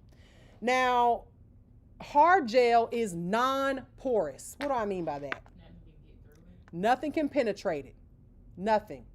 Not water, not acetone, not anything. Okay. So with that being said, when I say that gel is superior, when I'm talking about hard gels, if you have a client, let's use some examples of acrylic. In my opinion, the best way I can explain it in its consistency and how it deteriorates over time because of its porosity. Acrylic is porous, right? Acrylic, if you are a person who smokes, when I file on your nail, oh, I can smell it. I can smell it. I can tell what you smoke. Okay? You can smell it. Whereas a gel, it's non-porous. If I file on that, you would never know. Okay? So acrylic, to make it make sense, the difference between the two is like that concrete out there in that street. When you first lay concrete on the street, that brand new, fresh paved road, what does it look like? Black, smooth, no cracks in it. And then over time, over rain, snow, people riding on it back and forth over the years, it gets that little ashy grayish, as Khadijah said, and it starts to crack and crumble, and eventually it needs to be patched. You get potholes, you get all, you know what I'm saying? Whereas gel is like glass. If it rains right now and that rain starts coming horizontal at us and hitting that window, what's going to happen? It's just going to hit it and fall down, just slide down the glass. No water is going to get through it. Okay? So think of a gel versus acrylic in that way. Gel is not porous. Hard gel is not porous, and it is superior to acrylic, meaning nothing can penetrate it. If you ever see a set of gel nails, they will be shiny until they're not, until you take them off. Okay? 100% gel nails, they will be smooth, slick, and shiny until you take them off. Okay? Someone said it's hard gel, what they call builder gel. Depends. Is it soak off or not soak off? I just explained that, right? So if it says it's a builder gel and it's soak off, is it soft or hard? Soft. Correct. If it says it's a builder gel, but it's not soak offable, it's hard gel. There you go. All right. Any advice for contact dermatitis for gel? We discussed that a little bit earlier, so make sure you go back and watch the replay. Okay? Stop getting all these products on the skin. The whole reason for contact dermatitis is what? The main word there. Contact. Stop making contact with your products to your client's skin and leave an uncured product on your client's nails and skin. Okay? So, soft gels, on the other hand, is soak offable. Now, let me just bring it back real quick. Gels in general, they have no odor, or they're very low odor. Okay, so you'll see in a lot of these spas where people get other services outside of nails, they may only do gel because they don't like that smell of the monomer, and that smell is too strong to be having around. Now, I love the smell of monomer. It smells like money to me. Monomer equals money.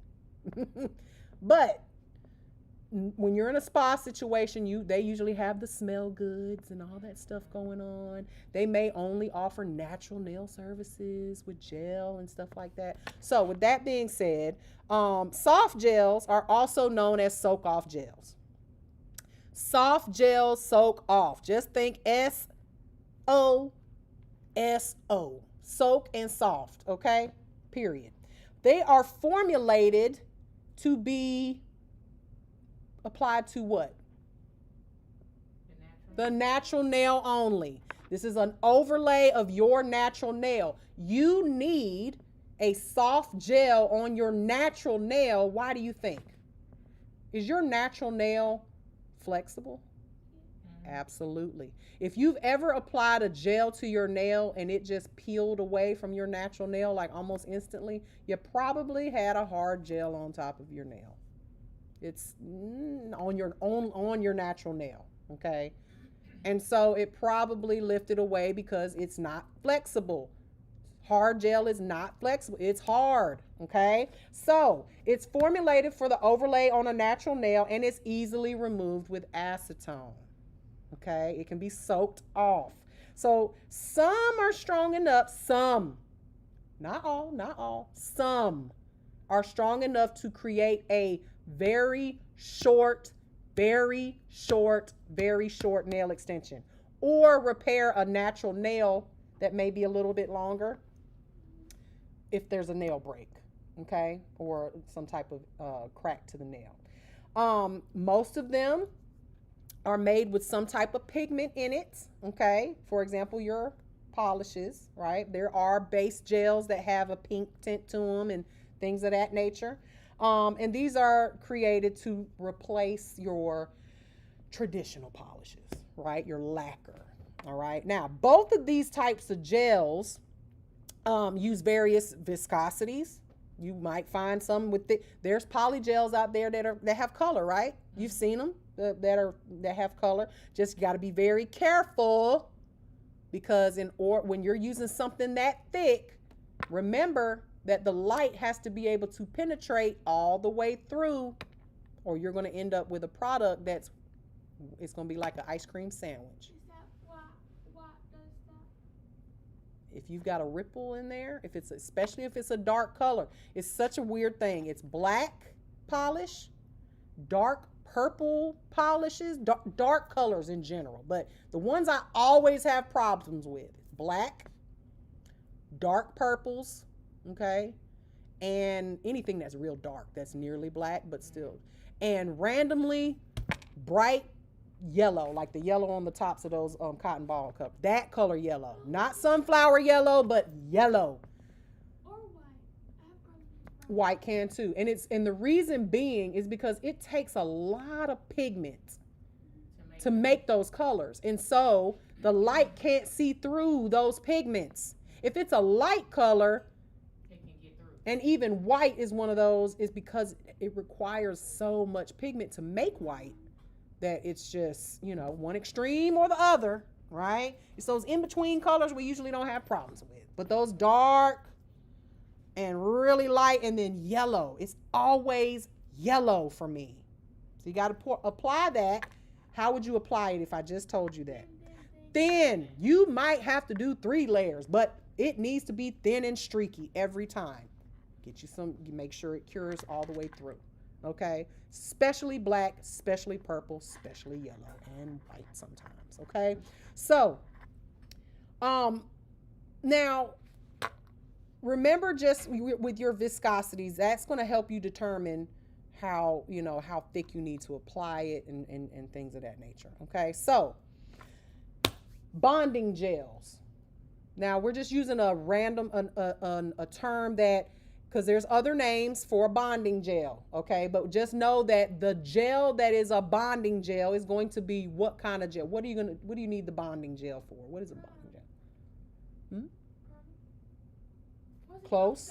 A base, okay? Remember, when you are applying regular polish, you should have a base. And what does the base do?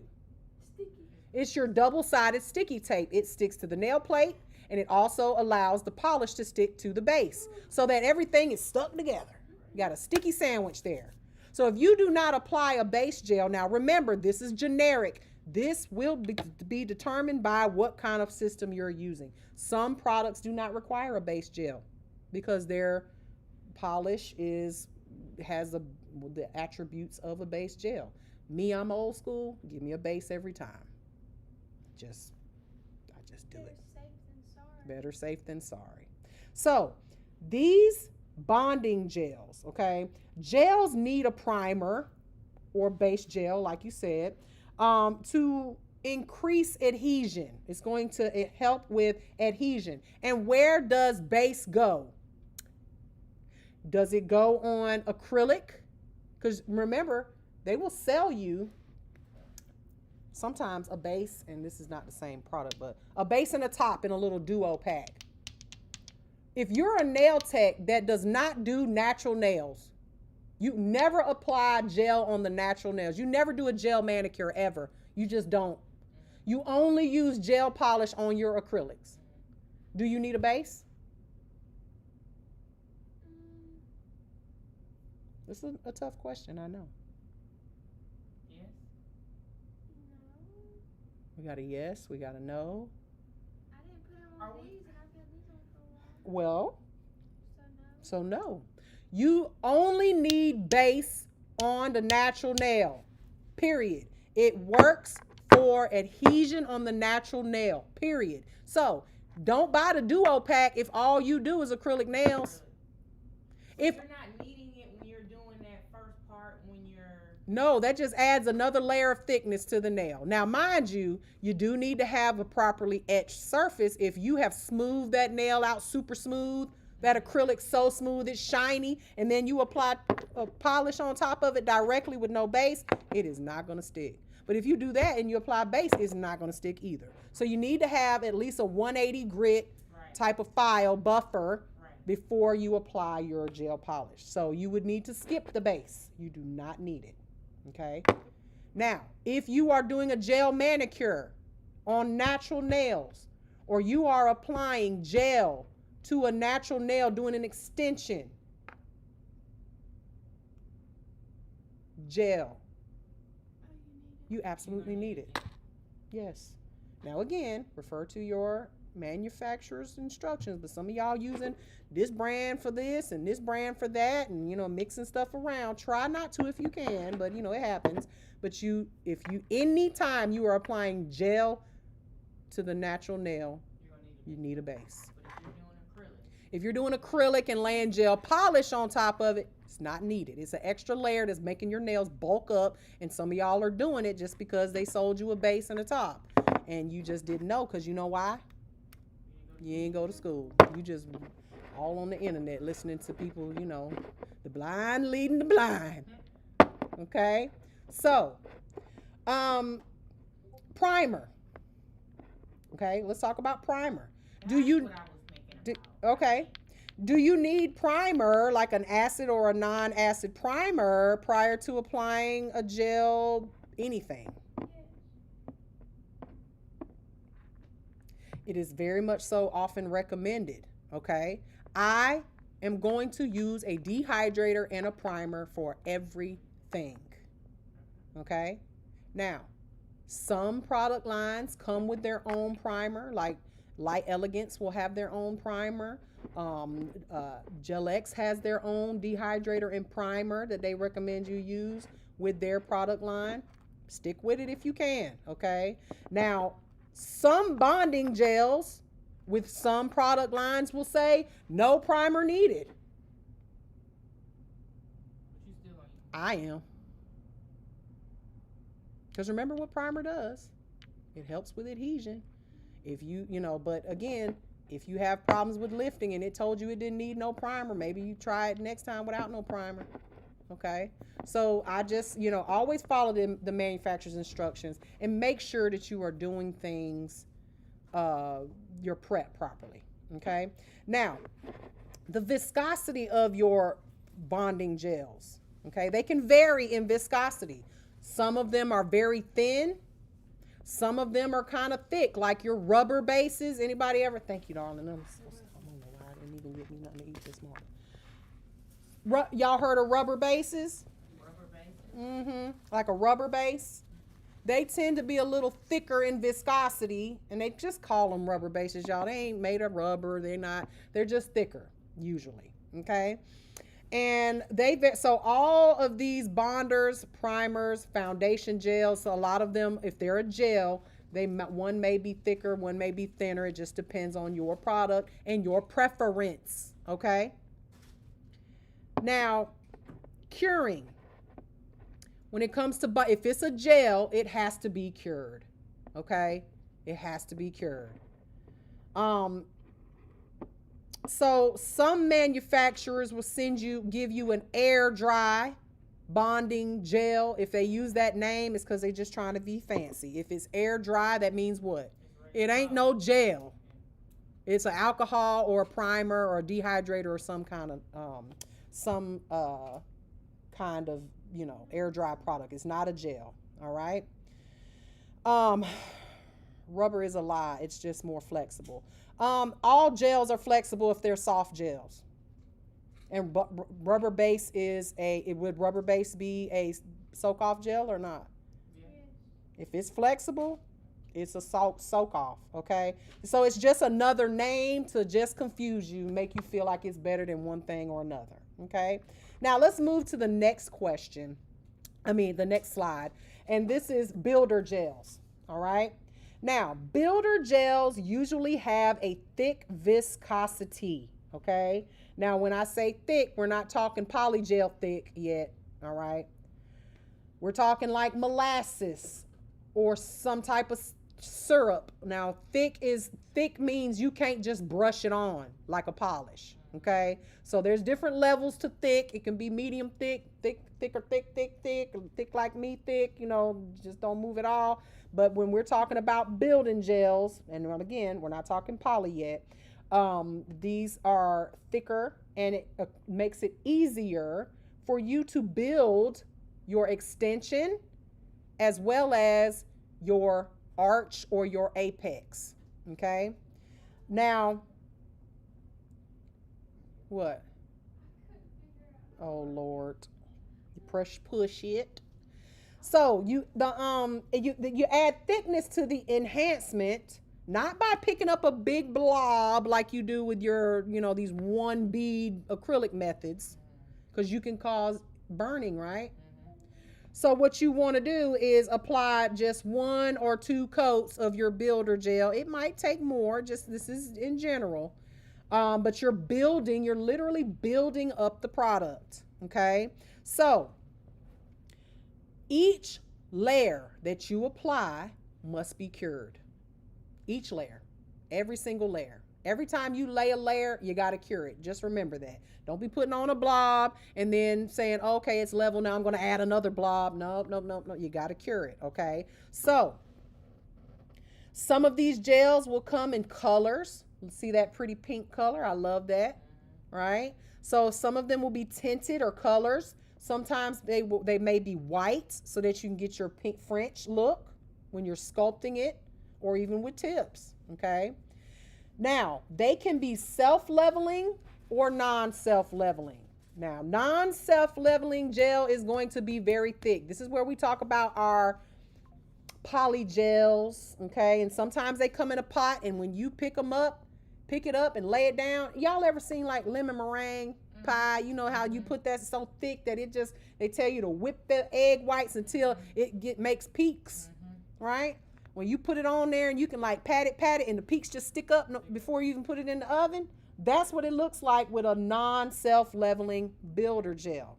All right. So Miss Janet says she wants to see the slides too. You got to come over to YouTube, darling. Come over to YouTube or to our Facebook page, Mary Negron School of Nails. Okay. Now, self-leveling gel is more fluid. So when you apply it, yes, when you lay it down, it might be lumpy. It might have a little wave to it. But if you give it a second, it will level out. Okay. Now, these builder gels, most builder gels are hard gels. Okay. Most. And they are in some type of pot style container usually. However, there are a few soak off gels that come in containers, or there are some builder gels that are soak off gels, right? There are some, but you can't build extensions with them, y'all. You can build. You sometimes need to build somebody's nail. Think about what somebody's nail looks when they just came from the chop shop. And they want you to put a nice manicure on them, and their nail is doing this. Well, you can do like a gel manicure with a base and 2 coats of polish and a top, but that nail might not be as nice and pretty and smooth as you want it. And so you may need a builder gel, builder in a bottle, things like that soaks off, so it can give your nail some fluff. Okay? Makes sense? So each one of these products they're all different. They all have different uses. You knowing them is what's important, and knowing what to buy and what not to buy, because there's some things you just don't need to buy. Okay? Everybody understand what building gels are and what they're for. Self-leveling, non-self-leveling. Okay. Now, polymer gels or poly gels, they are thick, and they are created with a mixture of powder and hard gel. This is why they are not soak offable. I just said hard gel. You cannot mix a soft gel. Let's just say you want to make your own purple poly gel. You can't just take some purple polish and mix some powder in it and turn it into a gel that's buildable. It's still going to be flexible because it's a soft gel. Okay. Now, back in the day, full disclosure, before I was an instructor and didn't realize how dangerous mixing products are and touching stuff and putting my hands on it, I used to make my own poly gel back in the day. Just take some hard gel, put it on a palette, sprinkle some clear acrylic powder in it, and just mix it up until I got the consistency I wanted. It was full of bubbles. Okay, full of bubbles. And sometimes it was thick enough to do what I needed to do. Sometimes it wasn't, but it worked, okay, for the purpose. But I don't recommend you do that. Why? Because they make this stuff now. Why do that? So the viscosity makes it so much easier for you to control the product. So if you are a new nail tech and you are asking for advice on certain products that you should use in the beginning of your career so that you do not get discouraged and hate your nail tech life and decide you want to go back to working at McDonald's, get some poly gel. Poly gel? Yes. You're going to get to play with some today. Poly gel will it will make you, if you hate acrylic, there's no reason why you should ever touch it. If you just can't get acrylic down and you're like, I can't, and you crying to me, I need help with my acrylic application, I'm like, have you tried poly gel? I got a former student right now in my inbox, graduated from here, got a nail tech license, and she just insists on using acrylic, and she just still having problems with her application. And I'm like, girl, get you some poly gel. Do you feel like customers will be Customers don't know that S&S is acrylic. They think that that's some special unicorn product. I don't like acrylic, I like dip. Oh, really? Well, what is dip? acrylic? Baby, and glue. Really? I was at the eye doctor and she complimented my nails and I was like, oh, thank you, I did them. Da, da, da, da. And she was like, oh, so you do nails? I was like, yes, ma'am. And she was like, do you do acrylic? And I was like, yes, ma'am, I can. And she was like, well, I only like dip. Well, I wasn't thinking. I told her, I said, that's the same thing as acrylic. What'd she say? She was like, well, it messes up my nails. No, your nail tech messes up your nail. Did you tell her that? I told her, I said, ripping off the nail and the nail tape can do a lot for the nail. Right. Somebody said, not me sitting here in my McDonald's uniform, baby. Don't worry. No shade. But I tell you what, my first job was McDonald's. Once I learned how to do nails, I ain't never went back. So all I'm saying, ain't no shame in working at McDonald's. What shame is you done paid $6,000 to go to school and you're like, you know what? I can't get this acrylic down, so I'm gonna go back to working at McDonald's. That's what's bad. Yeah. Okay? Don't you do it. Get you some poly gel. We all don't work at McDonald's. Ain't no shame in that. There ain't no shame in that. I ordered an acrylic set to play with, but I'm open to finding my medium. Listen, try it all. And then, if you can't do poly gel, Gel-X is out there. Y'all got nail techs out here that ain't touching no acrylic or no gel, like building nails from scratch. They are slapping them Gel-X nails on there and making money. And it takes you 30 minutes to do it. And they're perfect every time. You don't have to file them. You don't have to shake them. You don't have to do nothing. You do kind of have to little things. But as far as the shape and all of that, cutting them, doing cut downs, and not over with. You ain't got to do it. Okay? So, polygel is a great alternative. Yeah, we're going to play with that today too. How would you do a fill-in on Gel-X? You don't. I don't know why people do that. It's a soft gel. It's a plastic tip and a soft gel. It takes 5 minutes to soak off. So just soak it off. Soak it off and put another set on, brand new. That's what they're designed for. You can do a fill-in, but why? Because the tip is literally only plastic. So after wearing them for 2-3 weeks, they start to wear down, and what are you gonna do? Like fix the shape? No, just do a fresh set. Include the price of soaking it off into your sets and do a fresh set. And Gel-X is the best way to grow some nails if your client wants to grow their natural nails. They last just as long? Yes, if not longer, and they're perfect every time. My clients be coming back in like 3+ week retention. I tell them not to wait that long because it can hurt their natural nails. More than 3 weeks is too much. Yes, literally. But they nails be staying on for that long. They last, and you guys are going to learn it today because these clients come in here and they want it, and y'all aren't quite ready to do perfect applications with acrylic, but you can get it perfect with a Gel-X set. That's what I do. And we're going to be pushing them Gel-X sets, okay? I just started doing acrylic. Oh, I sculpted these. Oh, you did? Well, look at that. Look at you. Look at you learning something. I'm never doing acrylic. Look at you learning something. I love it. Getting your little money's worth. Quick question. Mm-hmm. What just goes on it before you put the just regular glue? Absolutely not. Absolutely not. No. I'm gonna show you today. We're gonna talk about it. Okay. You're gonna do it today. And I fully expect y'all to be able to do this on clients when they come in here. Okay.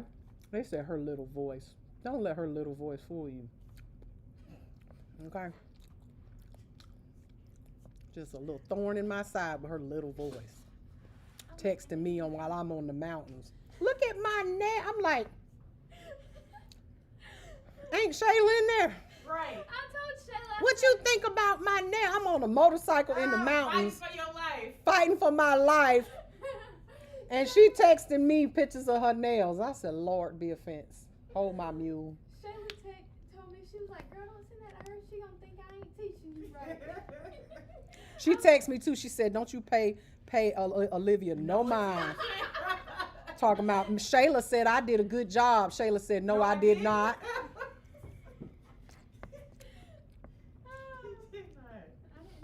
These are prescription glasses. I got them from Stanton Optical. They're actually supposed to be sunglasses, but they said I could put my prescription in them, so I did. All right. So, the application of polygel, all right, most of them come in a tube because they're so thick, y'all. Most of them, but they do also now make them in pots. I prefer the pots. I was showing her my French tip. French where? Portuguese more like it. Oh. There ain't no French there. Y'all are just jealous. Y'all ain't good We're like just me. jealous, huh? That's a German tip. He said, "Rah, that's a German tip. Ain't no French." Thank you, darling. So, some of them come in a tube, some of them come in a pot. I prefer the pots because you can get it all out. This right here, you gonna have to, if you want to get all of it out, you have to bust the tube open. I mean, it's just, one of those things. But it's hard to squeeze it out. All right. Now, the technician can determine the amount of product needed by just, you squeeze out what you need. If you need more, squeeze out a little bit more. And then you just shape it with a brush. Now, this is not like acrylic application. You are not going to be laying it, waiting, pushing, pulling it down. You're going to be literally, you can apply polygel with an orange wood stick. Okay? You can apply it with an orange wood stick. You can apply it if you had gloves on with your finger. And why did I struggle so much? I don't know why, because you don't come to class enough to know that you didn't need to struggle. But I digress. She missed this class, I'm sure, the first time. This is her second time around taking it. She probably missed it the first time when I told y'all that you didn't have to struggle with acrylic. You could use this. I'm going to call you. I don't talk behind your back now. I ain't going to talk behind your back. That's what I don't do. Okay? You know it. Talking about why am I struggling? Because you didn't hear me say it the first time. Yeah, I didn't make it to this. Mm-hmm. Yep, you back around. There's going to be some of y'all classmates that's going to miss it 3 times. They keep playing with me. They're going to miss it completely. But we're glad you're here. The second time, I feel like I'm You getting it up because you here. Because you here. They can call me for my notes. No. Miss Mary don't even supposed to be in here. And she got more information. She be on the live or she be in class because she got to drive her sleepy head ass to school in the morning. You know what? You a spoiled, rotten little thing. I'm just telling you. Mama quit tell you my in front of job your and mama. stop paying you. That's all I'm gonna Oh, do. no, you ain't. You gonna stop paying me and you gonna be locked out. You gonna be locked out. Miss Mary don't hold nothing back. I'm in here too. All right. She said she got to get her free. Look, Cause from now on, when you do something wrong, Miss Mary gonna say, "Wait a minute, ain't you supposed to?" I do. Ain't you supposed? Miss Mary said. And she hates Her mama named Mary too. So She hates it. Miss Mary said on her last live that you supposed to do this and you ain't do that part. That's why it's lifted. No, she All right. gets on my nerves because Thank you I'll so be much. They sitting hit the here spot. trying to do somebody's nails and she'll be coming here and she'll be like, "Did you do this? Did you do this?" Like Miss Mary said, "Woman, get out of my face." Well, you I'm ain't trying to licensed do yet. You better not talk to your mama like that. I don't say I know it she that don't. way. She in her brain saying that. I know you don't talk to your mama like that. You sleep Woman. deprived. What did you just say? You're sleep deprived. You're delusional, right? Yeah, she is delusional right now because I'm about to spank her talking to her mama like that. Anyhow, so when you use polygel, it's kind of sticky because it's thick, right? So what you need, and you will see in some of these systems, okay, that they have what's known as a slip solution. All right. What is it? It's like a liquid. Well, I mean, it was just help. It would help. So a lot of these systems sell a slip solution and they will call it that. And all it is just alcohol. Okay? Yeah, I found Alcohol. that out the hard way. So you paying $12, $13 for about some alcohol. Now let me be honest with you. When you're using polygel, you can use anything that's wet. Okay? Now I'm not telling you to go out here and, put water in a bowl, but push come to shove. Okay? As long as it makes your brush wet so that you can prevent the sticking, don't use oil. But something where you could use alcohol, push come to shove, you could use acetone, don't recommend, but it's alcohol, okay? You could use water, you could use spit, you could use liquor, you could use whatever you got, okay? So with that being said, now that you know what these products are, don't be fooled by these companies that are out here selling y'all acetone or alcohol in a bottle, calling it etching solution and stuff. Gel-X is real good for that. They have in a bottle. They call it etching solution. It is acetone in a bottle, and they trying to charge you for it. That's just ridiculous. But let me shut up before I want them to sponsor my next class. Anyway. So, polygels come in an array of colors, all right? All types of colors, different viscosities. They've got what they call 4D gel and 3D gel. Those are much thicker almost, I mean, so thick, and y'all seen them. Y'all seen the people rolling it on their bare fingers too. Don't do that. Stop. These influencers getting on my nerves. They're getting on my nerves. Rolling these, because you've seen the 3D gel that you can roll it, and it's almost like plastic or whatever, and you can roll it into make little snakes and all these shapes, and then you put your little chrome and stuff on it. Use your gloves. Okay? Do not touch any products with your bare hands. Period. Do not do it. Okay? I know it sticks. It sticks. Get you one of those. Get you a little palette or something to help you roll it out. Don't use your 2 fingers here, whatever. All right? You are absolutely right, Courtney. You are touching chemicals, and this can cause you a problem. Now, the adhesion when it comes to polygels, you are almost 100% of the time going to need some type of base coat, because you are going to apply this to your natural nail. Okay, just like acrylic. Okay, just like a regular liquid gel. If it touches the natural nail, it needs what? Period. Okay, don't apply that big thick polygel to a bare naked nail. It's gonna peel right up like a press on. Okay, yep, because you didn't know. You just was using stuff, just using it. Now you're gonna prep the nail. You're also gonna use your primer, dehydrator. I use a primer and dehydrator when I use regular polish. Have I told y'all that? With regular polish, what's it gonna hurt? With y'all be worrying about, oh, I don't use regular polish on my toes because it peels. Well, first of all, we was using regular polish on our toes for years. We didn't have no problem with no peeling unless you wore it for a month or 2, and it peel in. But use dehydrator and primer on your regular manicures. We can fix that with the right type of gel. Okay, with the right type of gel. All right. Now, prep is the same. Do a manicure with any of these products. All right. Or put on the natural nail. Okay. Now, polygel, just like any other gel or any acrylic or any other product, needs to be maintained minimum 2 weeks, maximum 3. 4 weeks is pushing it. Okay. How do we remove it? Polygel. It's a hard gel mixed with regular with powder, right? So, right, we gotta file it. Okay, we gotta file it. Someone asked me, what about bubbles in polygel? You don't want bubbles in anything. So if you've got bubbles, it's because you manipulated it too much. You want to lay it on the nail and pat it out. If it's a big bubble or little bubbles in there, you got a cheap polygel. That's all I'm gonna say. My polygel is 100% clear. It's clear as acrylic. Okay. Now, pigmented gels or soak-off gels, again, those are going to be your colored gels. They sometimes come in a pot, but most of the time they come in bottles, just like over here, our regular polishes over here, okay? Now, the old school ones are going to be hard gels, but they don't really make those anymore. Hard gel, potted pigmented gels, okay? If it is a hard gel, again, it can't be soaked off.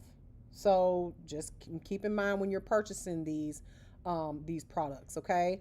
A lot of times, if it is a hard gel nowadays, it's probably going to be meant to be used as a nail art pigment. When I say pigmented gels, I'm not always talking about your polishes.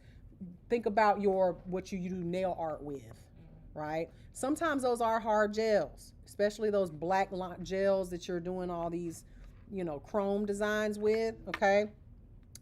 Now, and they're great for nail art. And then, of course, your traditional gel polishes in the bottle, or your gel polishes in the bottle, those are soak off. Your alternative to lacquers. They can come in huge arrays of colors, okay? And you just remove that with soaking with acetone, okay? Now, this is an important one. Finishing gels, and we're going to call them finishing gels, but they're basically what? Top coats. Not all top coats are made the same. Hear me out. Finishing gels or top coats are used to finish a gel service, right? You're going to want a top coat so that you have what? Shine and protection. Okay? Most of them are going to create a high shine. What kind of top coat is going to give you no shine? Matte top coat. Okay? Now here's the thing with matte top coat, because, and sometimes I don't recommend matte looks to people because they may be, for instance, it gets very dirty. If you are one of those people that you've got your hands in dirty stuff all day, please don't recommend your client to get a white matte. Their nail, if they've got hair color in their hair, any color, and they've got white matte or a light colored matte, okay, or they matted or something light, it's going to absorb everything they touch. So because it's no high shine, there's no the shine is what gives it the protection. Okay, you got to think what's inside of matte top coat to make it matte is they put a powder in it, okay, to kind of give it that ashy look. Okay, so it's not protecting the nail polish whatsoever. It's actually just going to absorb everything that's in there. It's beautiful, but if you're going to do it, make it on a black nail or a dark colored nail. Don't do it on yellow. Don't do it on white. Don't do it on any shade of blush pink or anything like that. Just know 100% for sure it's going to absorb. It's going to look a little dusty. You don't get. And then you gonna try and wipe it off, and you gonna be like, You're like, it's stuck on. Something wrong. You birthed her. That's yours. It belongs to you. It belongs to you. Okay. Now, not only is there matte top coats, right? But you've got what's known as stain resistant. Well, my top coat is a stain resistant top coat. It's a hard gel. It's a hard gel. Try soaking off my top coat without buffing it first and see what happens. It ain't coming off. Tell me, okay, so my past nail tech, I used to go to her and she'd ask me if I want regular top coat or stain resistant. When I wanted stain resistant, she'd charge me like $5 more. Sometimes it's more expensive. I wanted to do that, but I wanted to get your opinion on it. I'm not charging extra for top coat. I'm just not. Top coat comes as top coat. Just use. How about use stain resistant on all your clients? How about that for an idea? I just think that's just nickel and diming people to death. And at that point, it's like, come on, sis. You're gonna charge. Why would I want you to put a non-stain resistant top coat if I have the option? Just put stain resistant on everybody. But then I'd have to How about that? to my price, and I'd have to redo on my price. No, just don't nickel and you already charge appropriately and just leave it at that. Don't give people, if you give people too many options, they don't know these clients don't know what they're getting. Did you know what a stain resistant top coat versus a regular top coat was before you came to school? Well, I knew that. I mean, you can know the definition, but why would you want one that ain't? Why would I choose that? I mean, I told her yes every time, and she got that 5. Let me tell you something, baby. My stain resistant top coat costs the same amount of money as one that's not stain resistant. You just choose what you want to buy as far as what my cost to make it. It's just the difference between, it's just, well, if she bought it from somebody who charged more because they was trying to just make more money, at the end of the day, when you manufacture this stuff, I can choose whether I want a stain resistant top coat or non-stain resistant, and it's still, let's just say it's $5 for each bottle and I upcharge it to $15. Because, you know, when you get it from China, you got to pay just as much for the shipping as you do. It turns into a $10 bottle, so you only make like a $5 profit. So at the end of the day, both of them cost the same, but they just that's a way that they can upcharge you for a product. Me personally, I just want my clients to know that my services are quality. I'm not going to be like, that's going to bring down the quality of my set. If you're like coming back and saying, So you did my nails a couple of weeks ago, and look at them. Now they're brown when they started off white. Why would I want that you to have that when I can just put a stain resistant top coat on you and charge you the same thing? Or maybe add it into the cost of your services. But at the end of the day, listen, this top coat got paid for after 2 clients. So now you've got 20 more sets you can do with this. Let's just put a nice round number on it. And they're getting it for free. So it don't make no sense. I don't understand why these nail techs do that mess. But, you know, that's neither here nor there. Never mind. Go ahead. No, ask the question. No, it don't even go with this. Okay, well. She said, okay. Like, I was Mine just wandering. All right. Now, we also have, thank you. That shows you how much I'm looking at this live. We also have our non-wipe versus your regular top coat, right? Now, what do I mean by that? One you gotta wipe with alcohol. And why do you have to do that? What is that all about? Get the sticky layer off. Right. So that sticky layer is called an inhibition layer, and that requires for you to clean that nail plate off. Now, here's another thing. Why would you buy one that has to be wiped when you can buy one that doesn't? That's a whole nother step and more contact with uncured product. Because you got to wipe that off. That means you've got to touch, because that's uncured product that basically rises to the top. Okay? So what it is exactly, so let me not confuse you. What an inhibition layer is a layer of uncured gel that has the leftover stuff, like those chemicals that don't cure by the light. They kind of just sit on that top layer. Okay? And so it creates a tacky surface that's left behind that you have to wipe away. Otherwise, it's going to be sticky. I'll never forget, see, when gels first came out, remember, there wasn't even a gel chapter in my book. So when it first came out, I hated gel. I was like, I will never use gel. I'm never doing it. Because I was like, what the hell is this stickiness? Why is it so sticky? Why is it, because all they did was put out the gel polishes, and they're like, here you go. All you need is this light. Just do it.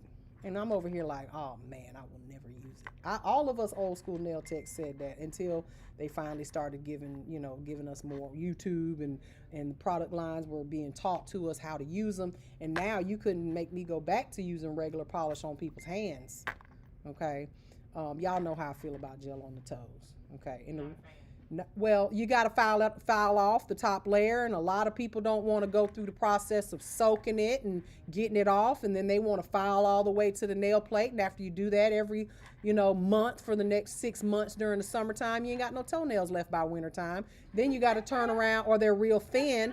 Then you got to turn around, and y'all want to put acrylic on the toes instead of putting the right proper thing on your toenails, and to make them thicker, and then you end up with acrylic on the toes, and then you want to have a little French tip hanging off the edge, and then you bump that on the wall on your way to the bathroom in the middle of the night. Your toenail pops all the way off, and then you crying to me talking about, can you fix it? Well, ma'am, you don't have nothing but flesh there. What you want me to do? Oh, I know what you want me to do. You want me to make a prosthetic nail for you, which I'm going to charge you $125 per toe, and then you get mad and you go back, and then you just walking around with no toenail. All because you wanted to be able to walk out with your sneakers on instead of coming to the nail salon with some flip-flops like everybody oughta. You're getting a pedicure. Bring some flip-flops to your appointment, because you can't walk around the mall with them little flimsy things on. They're going to tear up by the time you get to Dick's Sporting Goods, and that's right next door. Y'all know what I'm talking about. I'm trying to tell you. Folks always, they want to ask, well, you asking me why? I'm telling you why.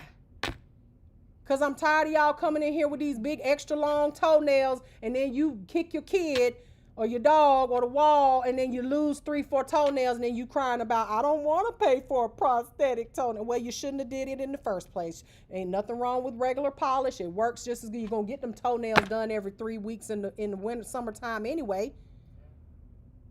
I want to be able to leave here and go straight to the club. No, you need to let them toenails dry for about 12 hours before you put them shoes on. I want to be able to, okay, well, fine. Hard-headed. Hard head makes a soft toenail. That flesh just be nail bed, just waving. I'm telling you, I done had many people come to me because I do prosthetics. I'm a medical nail tech. So with that being said, the proper type of gel to use is called NanoFlex. There's another one. I can't remember the name of it off the top of my head. But this is a product that you have to be licensed, and they will not sell it to you unless you have taken their course. And it's a $500 course, okay? To be able to use this gel, I've got it on my toes right now, my big toes, because, let me tell you why. I used gel one time on my toes this past, but see, I know how to remove it. Here's the problem. I'm a picker. So I get bored sometimes, and I'm like, oh, I'm gonna just pick it off, and then next thing you know, I done peeled my whole toenail, the whole big toe, peeled off a bunch of layers, and now the toenail was thin, so I just cut it all off all the way, and now it looks like a little homeless toe, okay? And so I just, in order for my toenails to look decent, I put on the NanoFlex on my toe. Now, if I take my shoe off right now and show you this gel, it's not a hard gel, it's a soft gel. So, and it's meant to be a prosthetic, meaning for those clients that have no toenail or their toenail is growing back and it's only about that big, you can apply it directly to the skin. This is a special gel that can be applied. I just told y'all 100,000 times what? You cannot apply product to the skin, right? This product is meant for use on the skin. And it will not cause you to have contact dermatitis. There's no way you can get contact dermatitis with it, and dermatitis, and it has what's known as nano silvers in it. It's an antifungal property that makes it so that you do not grow a fungus underneath that toenail when it's growing out, because water is gonna get under there because ain't nothing but skin there. So it's meant for use on the skin. It's a medical product. Doctors use it in doctors' offices for prosthetics, and they charge your ass $100 a toe minimum per toe. Okay? So that's why it would behoove you, if you're going to do feet, to become an advanced nail technician so that you can have license to purchase these products, and you can also charge insurance companies. If your podiatrist sends you to me and is like, I don't do prosthetics, but I have this nail tech that reached out to me and she says she does these things, and I'll send you to her, your insurance company will pay for it. And you can charge insurance companies for your services, whatever minimum you want to charge. Okay? Just as long, look, you can. Trust me, I can do it. I do it on myself, but when I tell you I sit there with aluminum foil on my toenails for 30 minutes because I'm just lazy, I don't want to file it. You don't want to file it off, because if you do, it needs to be soaked and scraped off like you do any other gel polish removal on natural nails. Otherwise, your toenails, especially your baby ones, and I got videos on my TikTok of me going to the nail salon and they try to pull out a drill, that's what it was, a Dremel drill on my toenails, and I'm like, They're like, why? I said, soak it off. And you know what he said? What? Take too long. I said, I don't give a damn. Don't drill on my toes. Soak it off. They get mad at me. They don't, I don't care. Yeah. And so, let me tell y'all, I went to one nail salon. I had regular polish on my toes. And he was like, he was trying to drill it off. And I said, it's regular polish. He said, it's glitter. It's hard to remove. I said, soak it with an acetone on a cotton ball and remove it. I don't care how much cotton ball you use. you trying to drill off glitter gel? Regular, but glitter is hard to remove. It is. But you just gotta put your bike into it. I couldn't believe it. He just wanted to remove it with a file because that's quicker. No, sir, you ain't about to thin my toenails out. But that's because they're lazy. You know, and at the end of the day, y'all doing pedicures for $25, you're not getting what you should be. You're not going to get the service that you want. Pedicure shouldn't be $25. First of all, if you're working on people's feet, they need to be going up a little bit. I'm an advanced nail tech. I wish I would do a pedicure for $25. Even a basic one. I don't like touching people's feet as it is. I try to outcharge myself out of doing certain services. And that's one of them? That's one of them. $60 off the bat. And they be like, ooh, that's expensive. And I'm like, yeah, no, never mind. I'll go somewhere else. Thank you. I appreciate it because I sure didn't want to do them dogs anyway. I just don't like I don't like doing my own feet. Oh, yeah. I'm just not a foot person. Yeah. But when I do them, baby. They on point. When I do them, they on point. Okay. So, that inhibition layer has to be removed. So you have choices now. Get non-wipe top coat. Save yourself an extra step. And you don't get that uncured product on your client or on you. Okay. Now, here's the also a difference in top coats. You've got what's known as, and they call them finishing gels, and they're not top coats. There are top coats out here that are not meant to go on top of gel polish. They are meant to go directly onto acrylics or gel nails. Let me make it make sense. If you do a pink and white sculpted acrylic set, you're not going to put polish on top of it, right? You're going to put a clear top coat. Right. Well, they're hard gels, and they are very, very, very shiny. They're like glass. If I take my fingernails and run them down that glass on that window, there ain't going to be no scratches. But on regular top coat, because it's a soft gel, or it has a higher, more of a tighter net, but not completely closed, because it will soak up. Like mine is scratch resistant and stain resistant, so it's a hard gel.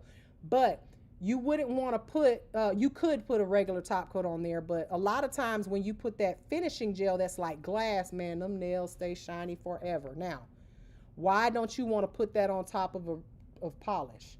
Have you ever seen, and it may have happened to you, you put let's just say you did white polish on your nails. Then you put a top coat on there and you didn't really realize that it was a finishing gel. And then you look down at your nails like 2 days later and it literally looks like someone took like a rock and hit it in the glass. Like it's like a shattered. You ever seen that before? Mm-hmm. That's because the top coat was a hard gel top coat and not a soft gel soak-offable top coat. It's supposed to go directly onto your hard product, meaning directly on top of a acrylic or directly on top of a gel, no polish in between. Polish is flexible and rubbery, and you can't put something hard on top of something that's soft. Make sense? So you may see finishing gels out there. Don't buy them unless you're doing a lot of pink and whites and stuff like that. I love them for pink and whites, or a polish, an acrylic set or a gel set that's all one color, or colored acrylic, or something that is encapsulated, no polish, beautiful, will stay shiny forever. Okay. And what is it called? Finishing gels. IBD makes one, and they call it a finishing gel. It's very, very, very good for pink and whites, encapsulated. If it's encapsulated, there's no polish on it. Pink and white acrylic. Pink and white gel or acrylic. Polygel, gel, acrylic, anything. Just don't put it on top of polish, ever. Okay. It just goes directly onto your product. Okay. So, like Chris said here, if I buy finishing gels, but I do a lot of colored and encapsulating, it will. I promise you that gel, it won't peel. It's a hard gel, so it's not gonna bend and flex. It's just, now it will crack if you put it on top of a. They make polishes that do that. That's what they want it to do. What? Right? Make polishes that do what? They like it was a trend. Oh, the crackling? Yeah. Oh yeah. Well, that's a look. Not where, but you don't want that if you don't want that. You know what I'm saying? Yeah. If you don't want that, crackle polish was the thing back when. I remember. I loved the crackle polish. Ooh, I used to love that crackle polish. It was so cute. All right, now let's move on to some of the products you need in order to do your gel application. Not Miss Mary, your TikTok students have questions too. They feel like you neglect them. Oh, thank you, Kevin. Oh, look, I got a super chat. That's so sweet. Thank you. I love your content. Thank you. All right. So, what kind of products do you need to do gel? Okay. Uh-oh, I skipped. First, you're going to need your lamp. We already talked about the type of lamps that you can choose from. What are we going to get? Get dual lamp or hybrid lamp, right? Get you a dual lamp. All right. The next thing you're going to need is some type of application brush. Now, when we're working with gel and we're talking about gel, liquid gel, builder gel, you're going to want to have a brush that is a nylon brush, a synthetic brush, not a animal hair brush, meaning a plastic brush. Okay, they do make them with bristles that are made out of animal hair. Let me put this on the screen so you can see. Okay. You see this brush here? This is a plastic, okay? A nylon, just like braiding hair, okay? That you can burn with a match or a lighter, okay? The reason being, it's a lot easier to clean this. It's not as flexible per se as you need something a little stiffer than regular hair. The hair is going to stick. If you have regular hair, normal animal hair, sable or something like what we use with acrylic, it's gonna separate and stick and be hard to get it out of the brush. Okay, so it's very important that you and again, there are companies out there that use natural hairs, but usually they're very short brushes, very, very short. Okay, and you may use it for nail art instead. Okay, now this is if you're using a potted gel, more of a medium viscosity or thick viscosity gel, not poly gel. This brush will work for poly gel because you can use any. Remember, I said you could use a orange wood stick for poly gel, right? So with that being said, this is just the more normal, your typical application brush. Okay, and this is what you guys are going to get today. You're going to need your bonding gels. Okay, you're also going to and or primers. Okay, you're also going to need your building gel or whatever gel you're using to make, if you're to sculpt a nail or make a nail with, and then your finishing gel, whether it's a nail top coat, whether it's a white top coat, non-white, matte, whatever you're doing, you're going to need that to seal your polish with or your encapsulation with. You can use tips or forms with gel if you are extending. With all of it. Okay, you can use tips. You can, but remember our tip application, right? You want to make sure you size it, blend it, cut it, shape it, do all that stuff. And what's really important if you are using gel on tips is that you etch the entire tip. Slick to slick does not stick. With gel especially. If you put a tip on and you just blend just the area where it made contact and not the whole tip, and you lay gel on top of that, gel is going to peel right off of that shiny tip. It's got to be etched. Okay, so etching is very important with gel. Especially, remember what I said, when we don't have to put a base coat on top of acrylic, because it needs, as long as it's etched and has a little bit of roughness, the gel will stick to it without a base. Okay, so same thing with your application, because you don't need to put base on the tip. That's just, it's not necessary. You really only want to put base on the natural nail because that's where the adhesion needs to be. It will stick to the plastic because guess what? The plastic tip is an acrylate. It's an acrylic. It's a plastic. Remember, gel is a plastic. Acrylic is a plastic. Tips are a plastic. That's why Gel-X, see, they get over. They tell you that the tips are made out of 100% gel. These plastic tips. Look. Well, are they lying or are they just being misleading? They will tell you, now this isn't Gel-X brand, this is another brand, but they say these tips are made out of 100% gel. Are they lying? Uh, It's a trick question. Are they lying to you that this No. is 100% gel? no. They're not lying. But if that's the case, every tip that we apply is 100% gel. Right. Because gel is what? Acrylic. And what is acrylic? Like Plastic. All acrylics are a form of plastic, whether it's a soft plastic or a hard plastic. All of them are plastic. So, yes, this is plastic. Promise you it's plastic. Even a Gel-X tip, but they say it's 100. Our system is 100% gel. Well, that's what you tell your clients so that they will spend more money. You are not an uneducated nail tech that doesn't know that it's all plastic. If that's the case, the tips, every tip you've ever glued on a nail is gel too, isn't it? You learn something new every day. All right? Someone said it's gel, but it's turned into plastic. How is that? It didn't get turned into plastic. Plastics are acrylates. All plastics. Okay? All gels are plastics, so therefore all gels are acrylates that are plastics.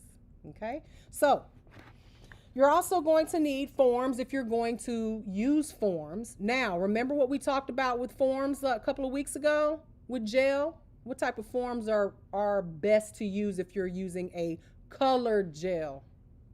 Something that the light needs to see through it from the top to the bottom. What type of form? Do I need to pull it out?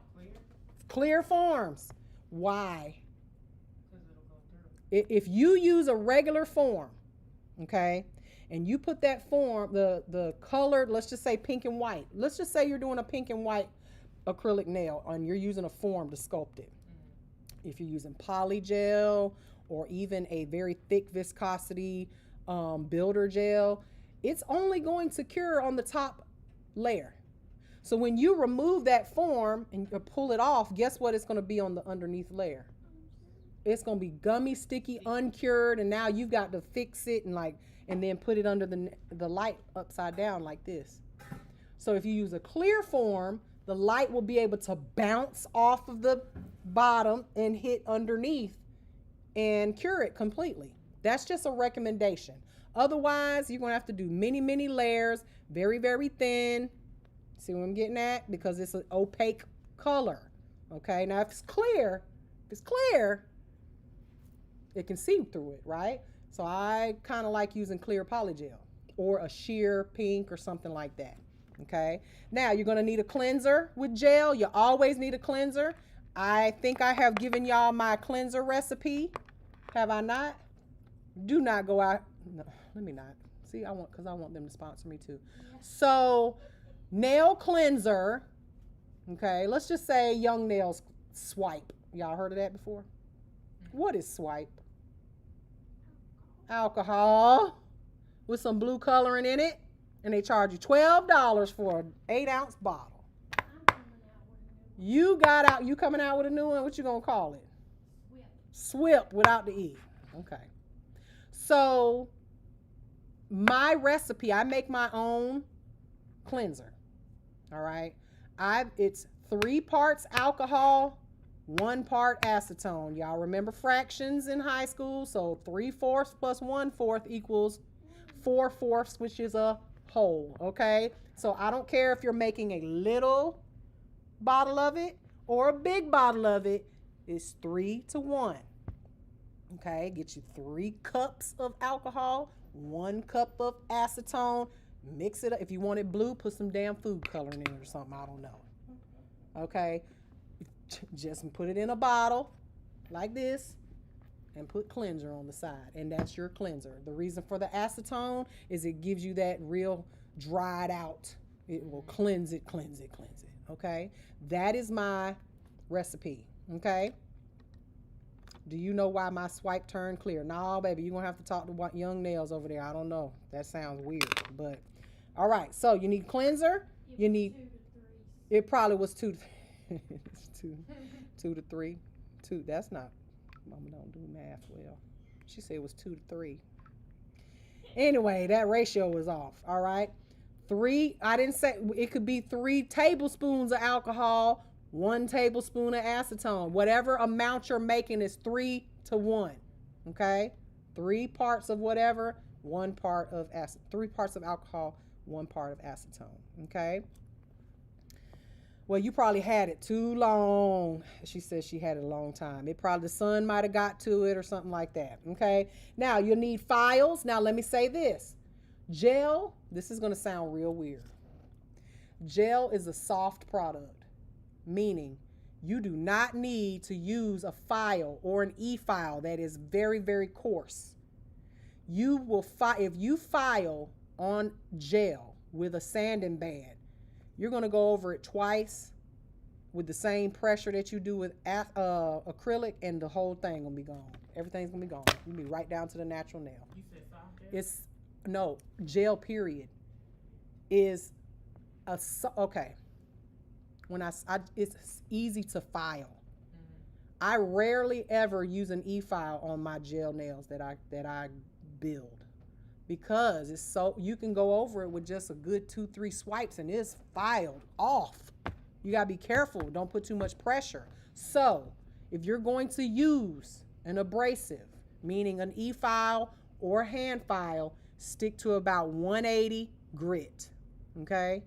Don't use a coarse buffer. You're gonna buff the hell out of it, and you're gonna have scratches in it. It's not as forgiving when it comes to abrasives as acrylic. Acrylic is hard like concrete.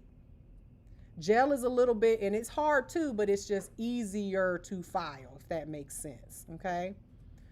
240 is too fine to me for anything. That's gonna give it too slick of you're not gonna be able to put any top coat on it. It's gonna peel. Okay. So 180, stick to 180. Okay. I was taught not to mix things like that. I don't know what you're talking about. Not to mix alcohol and acetone. I mean, it ain't two different chemicals. It's not a product that you're putting that you're leaving on the product. Child, you. Okay. Yeah, I know what you was taught, but you here though. You was taught. All jokes aside, look, find out what the ingredients are. Well, you got to mix some chemicals every now and then, don't you? I promise you, if you look at the ingredients in some of these, I said we're talking about cleanser here. We're not talking about making some polygel or anything like that. I'm not telling you to mix bleach and what's the other, bleach and ammonia. Talking about a bomb, all right. I'm not telling you to do that. We're talking about alcohol and acetone, which are both things that are found inside of our human bodies. Well, at least there's alcohol in my human body most days, okay? Now, just saying. On average. I can't scroll up, darling. I can't. I ain't got time, but you can repost it. But, I mean, we're talking about these are not chemicals that that are going to hurt your skin. They can actually make contact with the skin. Okay. Now you're also going to need lint-free wipes. Lint-free wipes. Okay. Lint-free. Lint-free is our friend. Okay. Lint is the enemy of the nail tech. Okay. I be fighting. If you ever watch me do nails live, I always make a joke. There's a pube in my polish. It's like you can't get it out. No, it's like they put in the bottle. It's like they put it in the bottle, and you probably put it in there because you had a cotton ball on the client's nail the last time, and then you wiped it, and it went right on in there, and it looks like a pube inside your polish, and you're over here trying to get it out. No, okay. I be telling them not to touch nothing, and they want to touch all over themselves. They got to have puby nails because I ain't wiping that crap off. I bet you will if you want to get paid. I bet you will. Miss Mary, I can't today. So sad. Only when your client is not touching everything. That's true. Lint-free still has lint, I swear. Well, I promise you, it probably does because you done left it out on your little cart right there, and it got some lint on, some dust on it. But dust will fly into your polish just randomly if you got a dusty, environment. So that's why we want to make sure our environment is clean. Okay, so with that being said, those are the items that we need in order to achieve some gel nails. All right, now let's talk about how we store gel. We're almost done here, Livy. She over here yawning all in my face. Girl, let's talk about how you store it. Okay, so gel needs to be stored in either a cabinet, a drawer. Now my gels at home, I don't have any gels on the wall. First of all, because they're at home and I'm not running a whole salon in my house, but I do have these drawers that you got. They are perfect for polish. All typical polish size bottles will fit in these drawers, and I separate them by brand, and then I color coordinate them by, so that I can find the color easily. Highly recommend. Okay. And then I also separate my swatches by color too, so that way I can easily, and they're all labeled. Okay. All right. So you want to protect them from heat and light. I will tell you this: if you buy something from Mr. Johnny, a gel, you better check it, open it, look at it, make sure that it is not dried up in the bottle. Because he got a big, what I mean is when you go in and you take it out, you ever opened up a gel and the brush was all twisted and like because it dried inside the bottle, and you're like, well, I've bought some from him before, or not just him, other places. You buy it, make sure you check it and that it's not cured in the bottle, because some of these polishes sit inside warehouses where it's hot, and that heat will cure it. Do not buy polish and then put it in your trunk of your car and then go in Walmart or the mall for 3 hours in the middle of this Georgia heat. You will come back and it will be cured in the bottle. Okay, it needs to be in a cool, dry, a dark place. Okay, or on a wall that is not getting direct sunlight. Okay, make sure that you keep the brush, while you're polishing, away from any direct sunlight. I'll tell y'all a little quick story. Back when I used to be in the suites over there on Bobby Jones, Solar Salons, I was in the front, had one of the more expensive suites that were right the first one, and I had a big pretty glass window. And one day, I had my windows open. I was doing nails. It's taking me like 2 hours to get the whole service done. It's getting about to be dusk, and the sun was coming across, and I had a bottle of gel, some expensive gel, sitting on my table, and I'm building the nail with it, and then that little streak of sun came right over that gel, and I went to put my brush in it, and it was like, thump. I was like, what the hell? And I looked, and I literally could pull it was like an ice skating, like ice over a lake. I had to pull that whole top layer of gel off of there and throw it away. Yep. And just so you know, these are LED lights. These are LED lights. If I hold a potted gel up there right close to these LED light, it will cure it. So you have to be, I am so careful with my gels because I don't like dust flying in it. So when I'm building nails, you might see me take the top and just kind of lay it on top of, not close it, but just lay it on top of it. My brushes, I will keep them far away from my lamps and all that stuff so that I don't accidentally cure it. Okay, so you got to be very, very careful when it comes to that light. Make sure that your UV and your LED products are away from the light. Okay, cover your stuff so that when you're filing, you guys, I try to get y'all to do this when you're using your acrylics. Y'all will be filing like hell and you got your acrylic powder wide open. Well, guess what's going in your acrylic powder? Dust and flecks and chunks and stuff is going in there. When you're done with it, close it, put it away. Just get in the habit of doing that, okay? And that will keep you from having stuff just, okay, fine. And this stuff's expensive, okay? It's very expensive. Don't leave your containers open. And again, keep them away from light sources.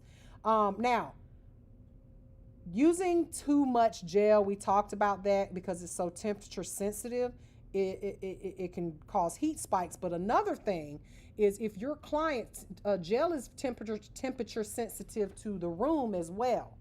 So remember I said it can cure if it's too hot. like leaving it in the car, but obviously your client isn't going to be 130 degrees like their fingernail tips. So when you apply gel, sometimes the heat of your client's finger can make it more runny. Okay, so keep that in mind. If you got a client that's got really warm hands or really warm fingers, it can make the gel a lot more runny, and it will run all over the place. So try to use less liquid gel than you normally would. Okay, so we talked about heat spikes already. Now, how do we remove it? How do we remove hard gel? File it off. Don't file it all the way off. Leave a thin layer of it. If the client decides they want to take it off and not put nothing on, leave a thin layer of it. Thin, okay? Because you don't want to get down to the natural nail. If the client decides they want to take the product off and do a new set, leave a thin layer of it. You can apply the new gel right on top of it, as long as it's not lifted or anything like that, okay? Don't try to completely remove it like we do with acrylic, okay? Now with soft gel, we know how to remove that, right? Acetone. Soak it off with acetone. Try your best to get as much of it off as possible. A soak off should not take 30 minutes, y'all. A soak off should take 10 minutes, 15 minutes max, okay? And most of that time, you should be filing off one hand while the other one, you don't need 2 soak off bowls. Time is money. Don't have your client, unless they're early or something like that, and you've got an assistant, then they can sit over there in a bowl for 15, 20 minutes, but do not, that's a waste of time. Do one soak off, have one soaking while you're removing as much of the product as you can on the other hand, and then swap it out. Remove some more off of this one, let that one soak. By the time you get done removing all of this off of this hand, alternate. And that way there's something going on removal wise on every hand, the hand at all times, okay? Now, last 2 slides here. Okay, when do we choose to use gel surfaces versus acrylic? When would you? Okay, when they want natural nails. What if they don't want natural nails? What kind of client would prefer gel over acrylic? Older Oh, people. I like your nerve. She said old people. Girl, I didn't say older. Older people. Okay, older than what? Older than what? Me, you, your mama, your grandma? Your What? mama. My mama? Yeah. I'm about to abuse your child. I was about to take my shoe off and throw it at you. Go ahead. They soft, they Crocs, so it won't hurt for long. It won't hurt for long. Damage. Have you seen the new Crocs? They're really cute. Oh my God. I don't like Crocs as it is. The only reason I got these on is because right now I have these socks on that are treating my feet. They got the plastic line. They're so ugly and they make my feet sweat. I don't like them. All right. So, first of all, things you want to consider when you choose to do hard gel, because some clients are not going to know what they want. You might say, do you want gel or acrylic? They're like, I don't know. Well, gel is, I would say, is it fast? I think you're usually faster at whatever you practice the most. You're usually I know gel nail techs that can't do acrylic to save their lives. I know acrylic nail techs that can't do gel to save their lives. So it just really depends on what you practice the most and what you like using the most, okay? So, but you may want to ask yourself a couple of questions, or your client a couple of questions, because some people are just not candidates for gel or acrylic, whichever, okay? How long do they plan on wearing them? Okay? For instance, do they plan on wearing them for a long period or just for a special event? So, because since hard gels can only be filed off, that may not be an option that they would want to choose, because, you know, if they're just doing a short-term extension, what would you think I would choose if they wanted something short-term that they can get off, soak off at home, even if they wanted to? A gel manicure or Gel X, because a client can easily soak that off at home. If they were like, I'm just coming and getting my nails done because I'm going to a wedding, I need them off by the end of the weekend, but I ain't got no time to come up here. What can I do? Well, you tell them, you can go get you some acetone and soak them off yourself. This is how you do it, and do some Gel X or something like that. Tell them to soak off There you go. You can sell. There you go. Thinking money. Okay, I like when you think money. Sell them a soak off kit. Put them a little. Make some little soak off kits that got about this much acetone in it. Put some little foils in there with the little pads on it. Give them a little file or an orange wood stick and call it a soak off kit and send them home with it. Sell it to them for $10 extra. Didn't cost you nothing. If you're a Gel X nail tech, you absolutely should do that. Because it would save time for you too. What if you said, look, I'm going to charge you for a soak off $10, or you can take this kit right here and it's going to take more time, or $20, and then you can buy this soak off kit for $10 and do me a favor and get them off before you come. There you go. There you go. Just call your list MMA. Money making activities. Oh. There you go. That's the name of the list. MMA. Money making activities. Okay. Yep. Someone said, be like, you can prep before coming. You can make my job easier, and I'll charge you less if you get it off. I'm gonna charge you $20 to get it for me to do it, and it's gonna take more time. Or you can buy this little soak off kit for $10 and do it yourself. With Gel X, you're gonna get a fresh set every time. You folks that are filling in jelly and Gel X, y'all lazy. It's blasphemy. It defeats the purpose. Completely. Anyway. You know what I was thinking about? What, dear? Getting that Jello Bello base and putting that on before their thing. Jello base. I was like, what's Jello Bello? You know what I mean? No, I didn't, but I figured after thinking about it. I did, but nobody else would. You could, but the only problem with that is, depending on the client, they might pop off before the client gets back. But that is a thing. I can tell you this: when I use that Jello, they don't come off until I pry them off, and when I pry them off, they come off clean. So that is an option. You could do that. Also, what length does the client want? If the client doesn't want really long nails, or if they do want long nails, you're definitely gonna have to do hard gel on them if they want gel. Okay. If it's longer than the nail bed, if they want just a short nail, then we can obviously do just an overlay with gel polish or something. But you may want to use if they're hard on their nails, you may want to use a stronger product like acrylic. Okay. And here's the most important one, and this is the one that I oftentimes choose because of this. Does your client have a lot of lifting issues? Some people are just prone to it. Okay. And if they are, you may want to try gel with them. Try it. Because again, gel has superior adhesion compared to acrylic. Okay. So use that option. Now here's something that I've been doing for years, and I see a lot of people are doing it now. Okay. And they're like, oh, this is new. No, it ain't. If you insist on using acrylic and your client has lifting, use a gel base and then apply your acrylic on top of it on the natural nail. You understand what I'm saying? If they have a problem with what? Lifting, and you want to use acrylic and not gel because you just ain't good with gel and they're having lifting issues, you can try that. Use a gel base, whether you're using a tip or sculpting. Do a gel base, cure it, and then apply your acrylic right on top of it. Why can you do that?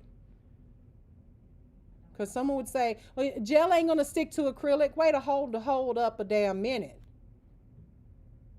Are they not the same? Gel and acrylic.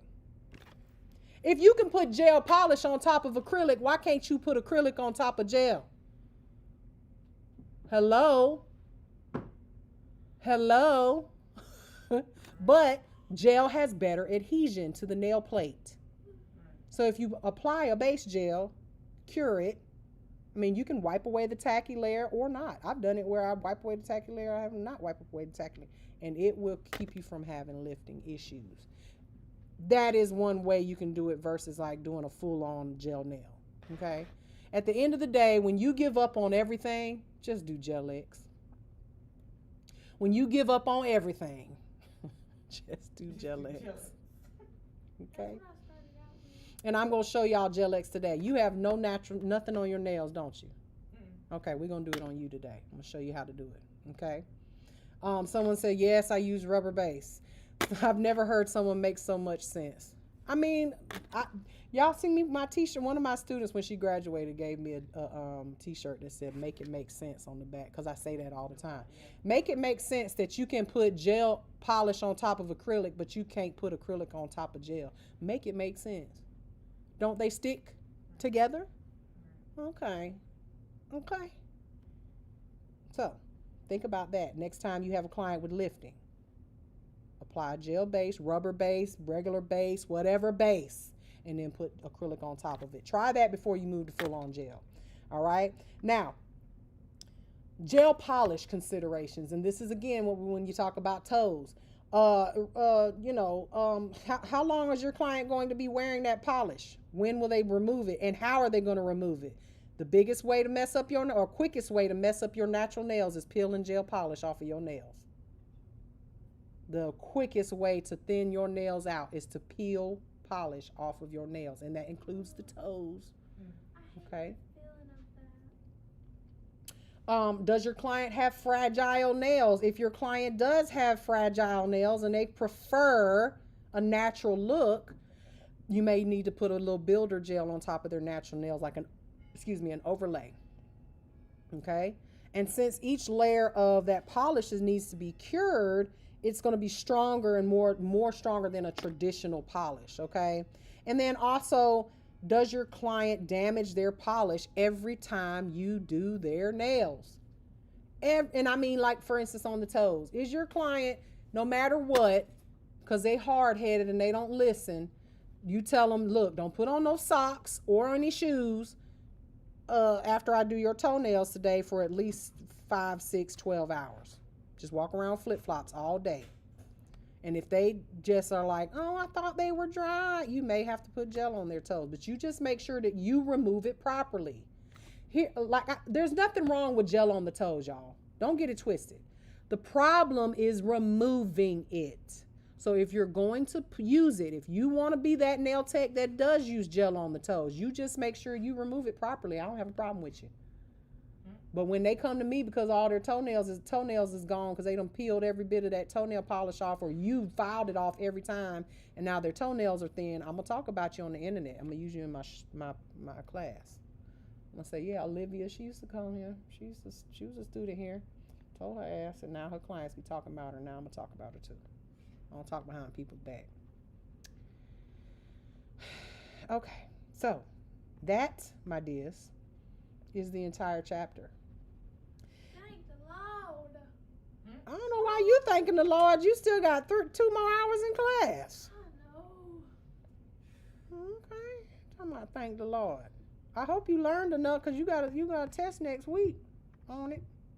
On this? Yep. I ain't gonna make y'all take the test today. Because I got too much to show you today to make y'all do a test for today. So,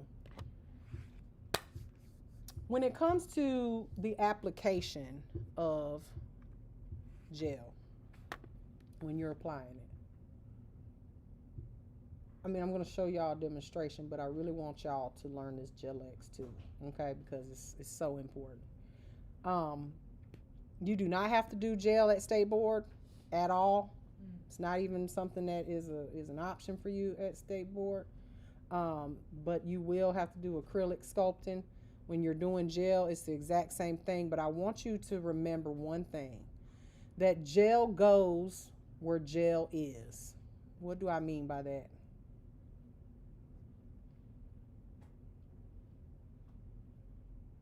This is why I harped on your polish application so much in the beginning, when you were doing your manicures and stuff.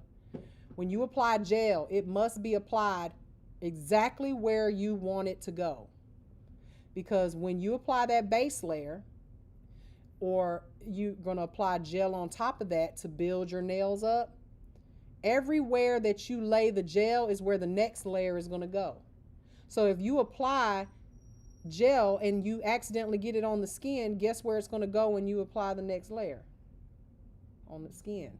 It's going to flow to all of the wet places, or the where the inhibition layer is, or wherever your slip layer is. Okay, so do I have a volunteer? Yeah, she's like yeah. I'm gonna show y'all a couple of different things, all right, when it comes to gel application. And I'm gonna move this out of the way. I don't need this in my way. Olivia, you might as well come and sit beside me, okay, so you can see this. Move this out the way. I don't need that. Oh shoot, I don't need that. Hold on, let me flip this to the overhead. Boom. Okay. Now I'm gonna move this over so folks on TikTok. I don't want to get in the camera. You don't want to be in the camera? Oh, don't get in the camera. Come on. No, get over here. It's me. It ain't showing you. This will be me. That's so mean. That's so mean. You ought to feel right at home. Okay. She's a little meaner than you, though. First of all, I'm not mean. Let me zoom in a bit. Oops, wrong one. Let me zoom in a bit. Who is Milady? Milady? Who is Milady? The lady that wrote the book. Milady. Okay. So, if you cannot see this, it's because you are not following instructions. You should be on the YouTube. All right, so. No, we don't. Okay. So when you. Shush. So when you apply your. You know what I mean?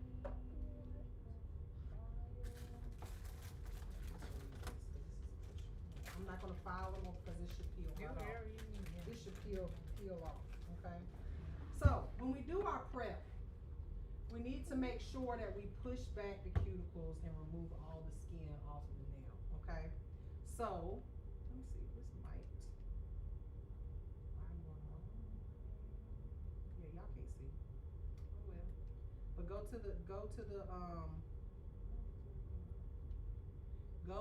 our YouTube page, okay? And you can see everything. Now, you want to push back the cuticle area. Obviously, that's part of your prep, okay?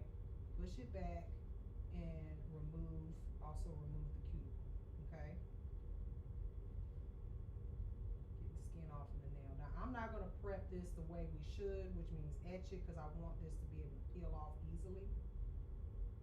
But normally you would file it. Yeah, I would buff it, or with a 180 grit file, okay? You need me to grab a thing of oil? No, because I do not want to mix oil into our gel. That would be bad. You don't want any oil on. See, feel that? That's cute. That white crusty stuff right there. That's cute. All right. So then we would remove that, etch it with our etch it with our. Oh, there's my files. Okay. Etch it to remove. I'm gonna fix your little. It's a little rag. I won't say raggedy, but it's a little rag on the end there. Girl, it was like It jagged. was like, really? I was like, what the hell? Okay. Just to get those little edges. Now I'm gonna show you guys an overlay, okay? Rather than to build this out into a tip on this nail, okay? Now, let me put this underneath here, just so that we have a nice clear background. And my plan is to move all my stuff back here or move my duplicate stuff here from my studio at home. Use my one broke nail to show them how. Not your one broke nail, okay? And yes, you can see if you go to YouTube, you can see, okay? So I'm just gonna cleanse this off. That's just alcohol, okay? And let me just tell y'all, if you don't wanna, if you ever get to a place where you don't have no lint-free wipes, you better get you some paper towels. They about as less lint-free than cotton balls, okay? Now, we would apply dehydrator. We would also apply primer, okay? Primer.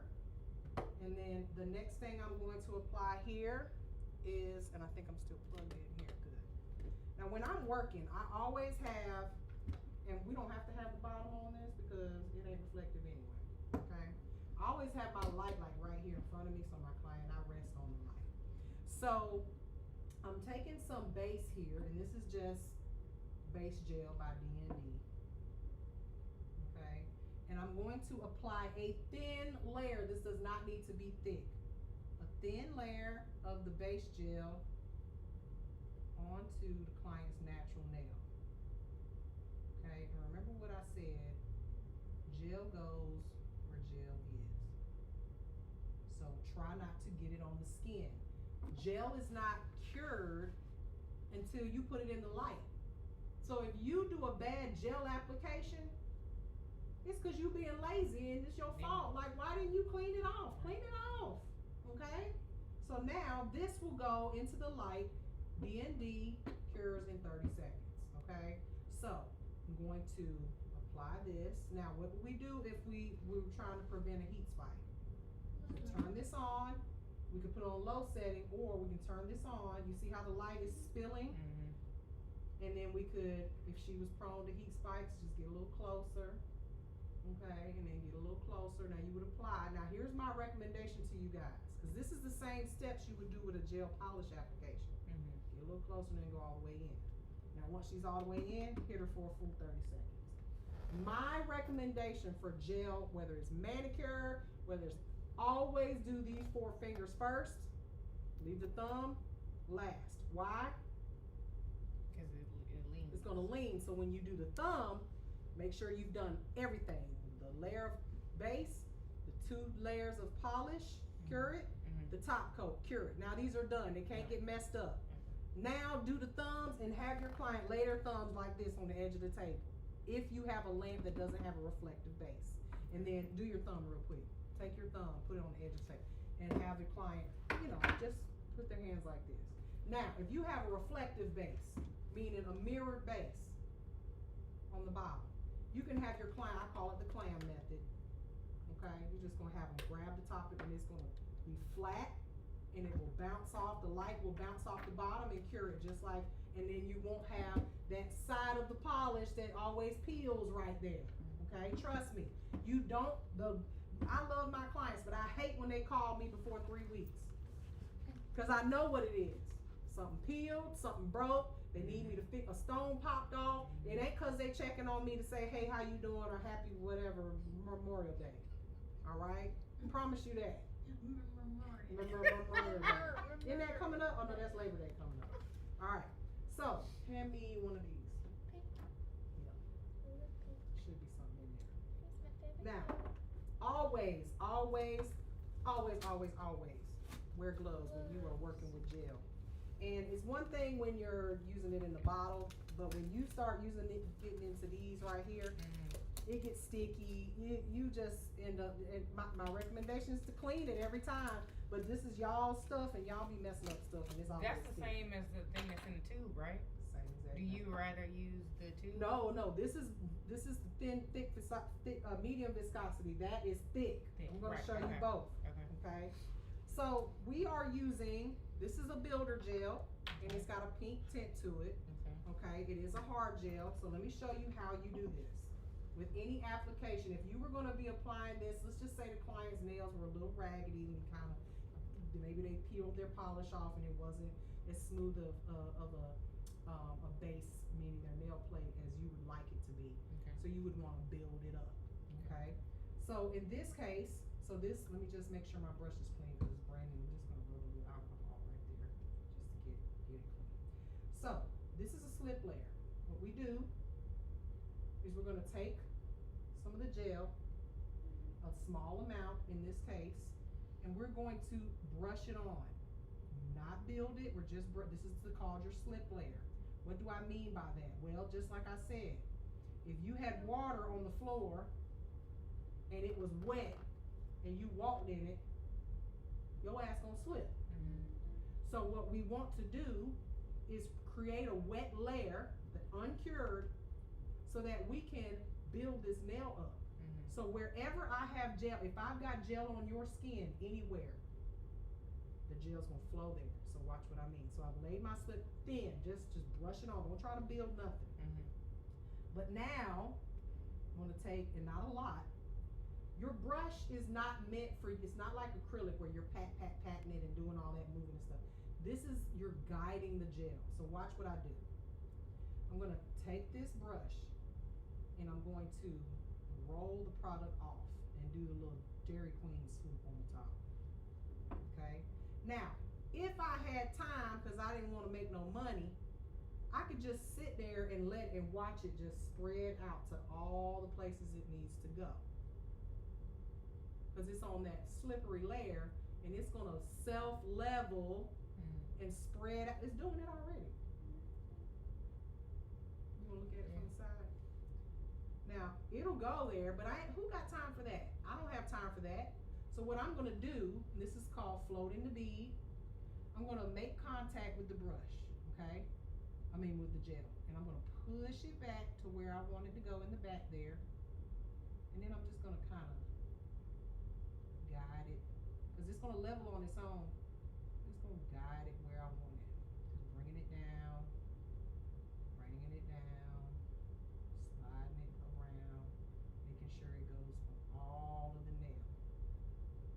Sliding it over. Now, if I leave it, and I sit here for just a second, see how it was kind of lumpy, a little wavy at first? And you'll know, you can tell by the light lines when the way the light hits it.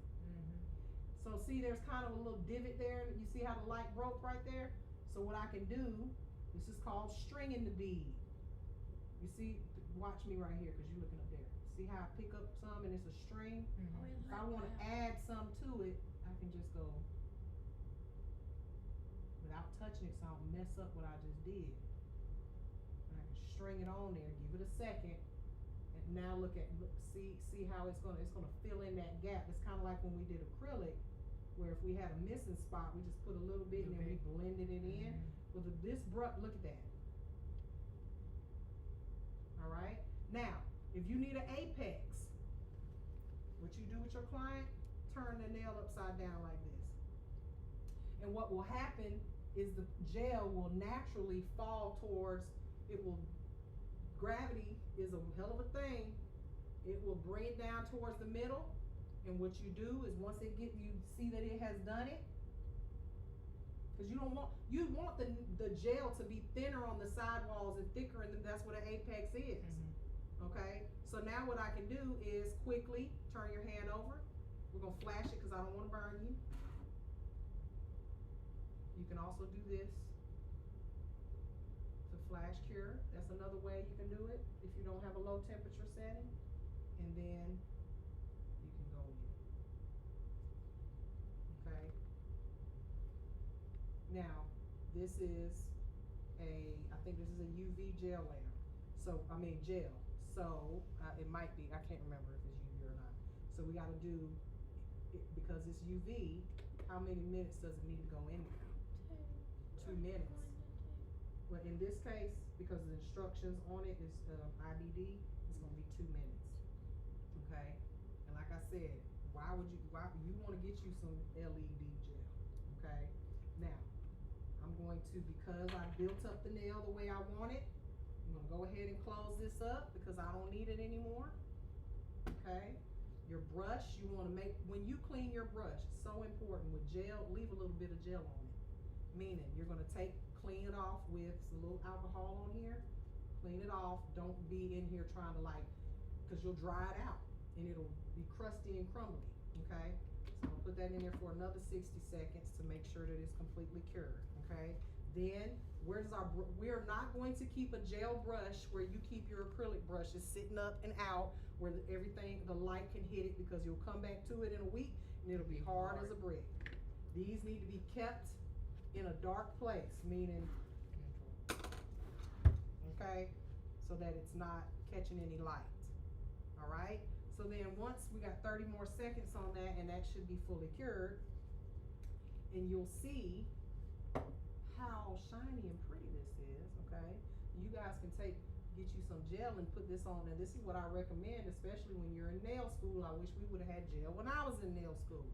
Put you a thin layer of gel on your nails before you start doing all this practicing and removing all of this, because hard gel, if you soak off, if I put a layer of hard gel like I just did on this finger on my nails, and then I put acrylic on top of it, tips, all of that stuff. 2 weeks later I decide I don't want to take it off, I soak it off. Is that hard gel going to come off that's underneath it? No. And your nails are protected,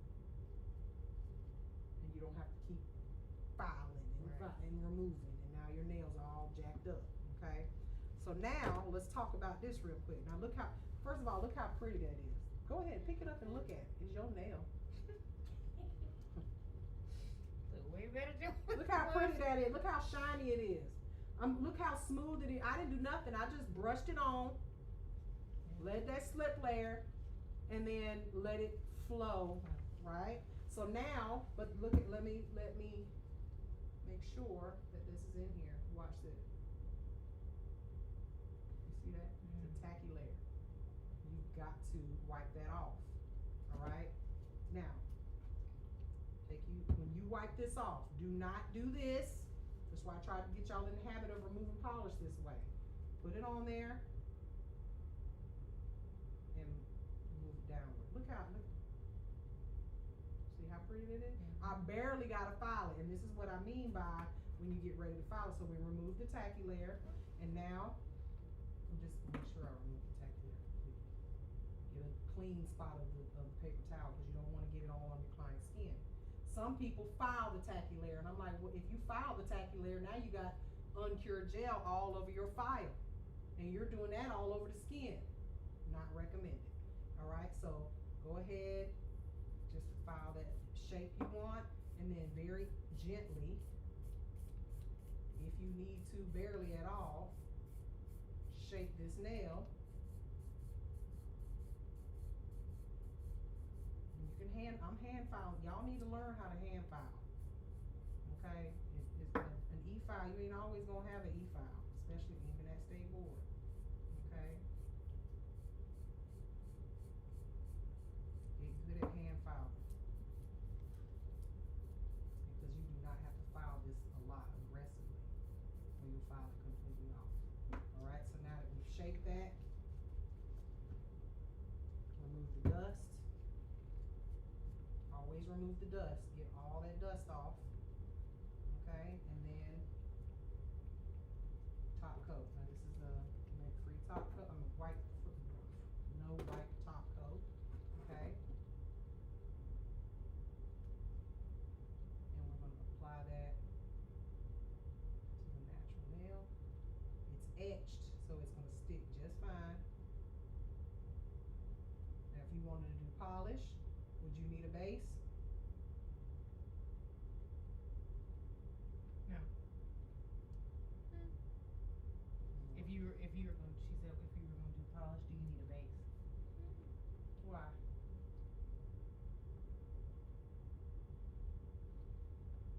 What did I just do to her nail? Wake up, Olivia Jean.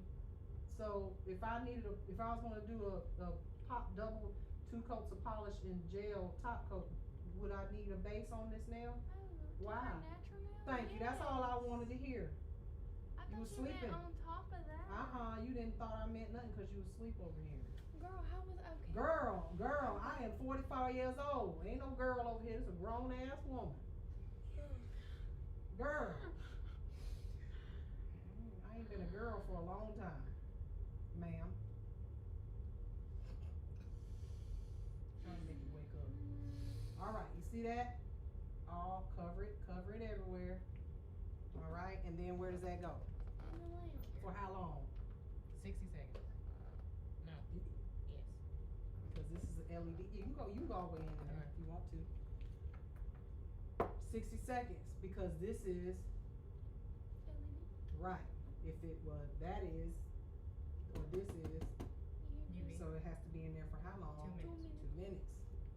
this is Hybrid. Yeah. very good. I'm glad y'all here. Y'all listening to me. Good. I told you I wasn't asleep. I'm just trying to make sure. Some people sleep with their eyes open. That's so Girl, I creepy. wish That I is would have been weird. asleep That's this so whole creepy. class if I could. You got to get away from me with that. I can't do I'd have been that. asleep this whole time if I could. Bless her. Put You your would have eyes called open. on my name and I'd be like, huh? Mm-hmm. I'm a DIYer for going on 7 years now. I've watched and learned a lot to know what not to do. Good. Now, come get you a license. If you're doing your own nails, it's one thing. But if you're going to start doing DIYing on other people, then you definitely need a license. But that's good to hear. Good to know. All right. So now, here's something you need to know. When you if you have ever taken your hands out of a gel lamp and you immediately touched your finger and your nail turned dull and it's not shiny anymore, why do you think that happened? Oh, from your finger. The nail was warm because it came out of the lamp, so it's warm. The gel is warm. And then you touched it with your oily finger, or your client, they love to do this. Oh, I love that. I'm like, girl, don't touch it yet. Give it a second to cool down. Once it cools down, then you can oil, and it's even your oil. If you're going to put oil on the client's cuticle, wait, give it about 30 seconds to cool down. Okay? If you have dulling of your top coat, it's because you immediately touched it or you immediately put oil on it. So now you can take this out because it's been cured for about 30 seconds. And now you can touch it and there's no tacky layer. It's shiny and it's strong because it's got an overlay on it. Tap your tips on the finger. Feel the strength of that compared to your natural nail? Yeah. See, it works.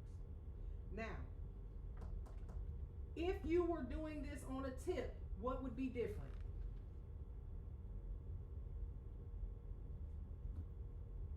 You would glue the tip on and prep it and everything and shape it before you did everything I just did. You would put your base and all that stuff on the natural nail, and then you would lay your slip layer on the entire tip. Make sure it's all the way etched, and then do your build it up. Right? No difference, because I ain't gonna put no tip on your nail today. But I am gonna show y'all polygel really quickly. How easy it is. I actually like that. You should do it on yourself, on all of your fingers. With this, you just put gel polish on top? You could. Not on that shiny layer, you'd have to buff it. Cause remember. So before I did I put the top. Remember when I shaped it and it was not shiny, just like your natural nail. Yeah. Then 2 coats of polish and then top coat. Okay. Now if you put gel on top of that shiny, guess what it's gonna do? Slip off. Peel right off. It ain't even gonna cure right because it's gonna be trying to separate. Okay. You see how strong? Yeah. And you can grow some pretty natural nails with some gel overlay. I'm gonna tell you right now. You're a perfect candidate for it because you got really pretty nails. Okay? I have really trashy nails. Well, alright. So,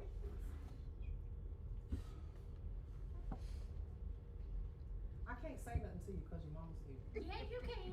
I know I can, but I ain't promise she said words. I ain't gonna do it. I ain't gonna do it because I care. Oh, Okay, so I need a damping dish. That's what I need. I feel like I don't want to go in the other room and get one. You know I what got I'm one saying? in my locker. Just go get one out of in the cart in there, the black cart. You'll see it's a bunch of. Give me the cleanest one you can get. So you said if I was to do this with a tip, what I would have done is do the first steps that you said, like What I want you to remember is nothing changes. It's just the type of product changes. Okay? Because what is this? Base. Right? Mm-hmm. So the only difference is you're going to use this base on the natural nail than you would with acrylic. You wouldn't need a base on the natural. You're going to do your dehydrator. You're going to do your primer.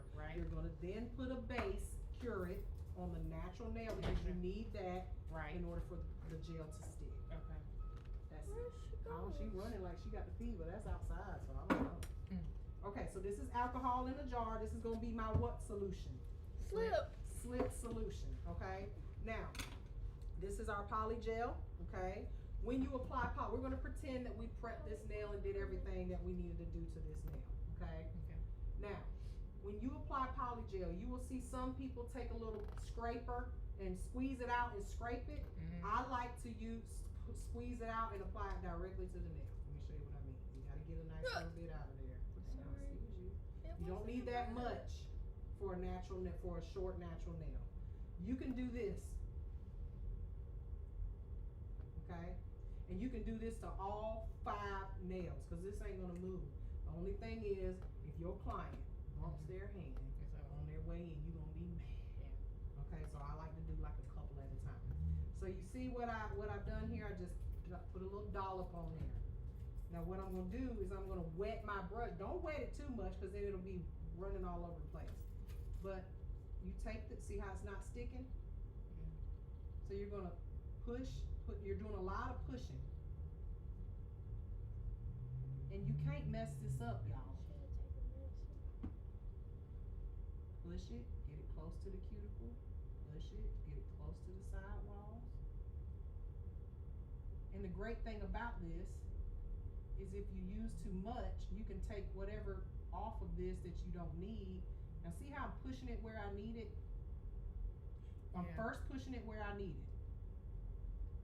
Like pushing it out, I want to push it. You're doing a lot of pushing and pressing. That's why you need that slip solution. Mhm. All right. Once you push it where you need it, you see how it got sticking and Mhm. pulled out. That means I need to add a little bit more solution. Push it. I was singing that at karaoke the other night. Oh, Me period. and my girls. That you ate down. Not really. They were laughing at me. Once I push it, now I can smooth it. See that? Once I push it, now when I smooth it, see how it's coming off the edge here? See how it's coming off the edge? Mhm. Now I can take whatever's left that came off the edge, put it on the next. There's no waste with this. Right. Okay, now I'm gonna waste it because Oh no, your brush. that's alright. It wasn't there fast enough, long enough. Now, manipulate it and move it until it's everywhere you want it to be. You cannot mess this up. I didn't see, did you put a slip layer under that? Nope. No. Now I would have needed a base with this, but I didn't put one because I want this to come off easy. Okay. Now, if you She gonna be walking around with 2 nails then. well, this file's all very easy. Okay. Now, again, we're just smoothing it out. Get it as smooth as you can. So there's no bumps and lumps. The least you will, so you don't have to file so much. I don't even really have to file that, do I? Mhm. It's super cool and super smooth. Okay. Now, if you needed to add more, for some reason you didn't add enough. See, can you? Oh, you can see. Sheila, I can see it better. Okay. If you needed to add more, you can add more by just saying, okay, picking up something. Sometimes you'll see me take my excess and put it right there on the corner of my little slip jar, so I can grab it. Use it. Dip that and add it on there. Okay. So, but that is. Look at it from the front. I just realized I was on the camera. Yeah, you on the camera on the internet. I'm gonna get you. You on YouTube right now, okay? Hey, Did you see queen. Mhm. So now, what do I need to do now? Accurate. Yeah. Now, if I was doing a full set of these, I would probably do all 4 of these. Before you cure it. This all is of my it. Yeah, nail. and just go because it's not Let me gonna show you on move. my That's the hand. great thing about polygel. It doesn't slide off the nail like Oh, maybe this. they look crooked. So They're this not. is even more forgiving. My And fingers are just They can crooked. hear you talking on there. Hush. in acrylic. Than acrylic. Yeah. Okay? So, I mean, acrylic, this, even regular polymer, this is gonna be way more forgiving. So now put that in there, and we're gonna do this for 60 seconds. It's a 60-second cure, okay? Now, Same thing if you were doing a tip. yep, or sculpting. Do you, or if you're using the form, because that's what I With the tried to form? start off doing. You can do was it with doing a form too. It's just make Listen, sure I your would form not is do on it. good because you're doing a lot of pressing. That's And what my problem was. if you're doing a lot of pressing, Yeah. and you're not actually having your form on good and tight, that form gonna fall off and Yeah. you'll be mad at yourself, okay? So you want to make sure your form fits well and it's not going nowhere, okay? And that you are applying, when you apply the amount that you need, pull it out, squeeze out enough to go all the way to where your length of the nail. Meaning you're gonna squeeze out if you're doing a long nail, you need to squeeze out a bunch to go all the way to that area. Okay? After watching you do that, I won't use them forms again. Really? You No. don't like the forms? Nope. Okay. So I'm gonna take this off. It goes And you everywhere. will notice, see it's still shiny, there is a tacky layer with polygel because it is what? What is it made out of? Gel. Hard gel and acrylic. So there's going to be a tacky layer. So we're going to remove that. Oh. See you got some. On her skin. It's alright, as long as you don't leave it there, we don't want to leave it there. Contact dermatitis comes from overexposure and constant contact and doing it all the time. So we're gonna remove the tacky layer. And you ain't barely got to file this, but you'll see how easy, even polygel is easy to file. It's hard like acrylic, but way more forgiving and easy to use. Okay?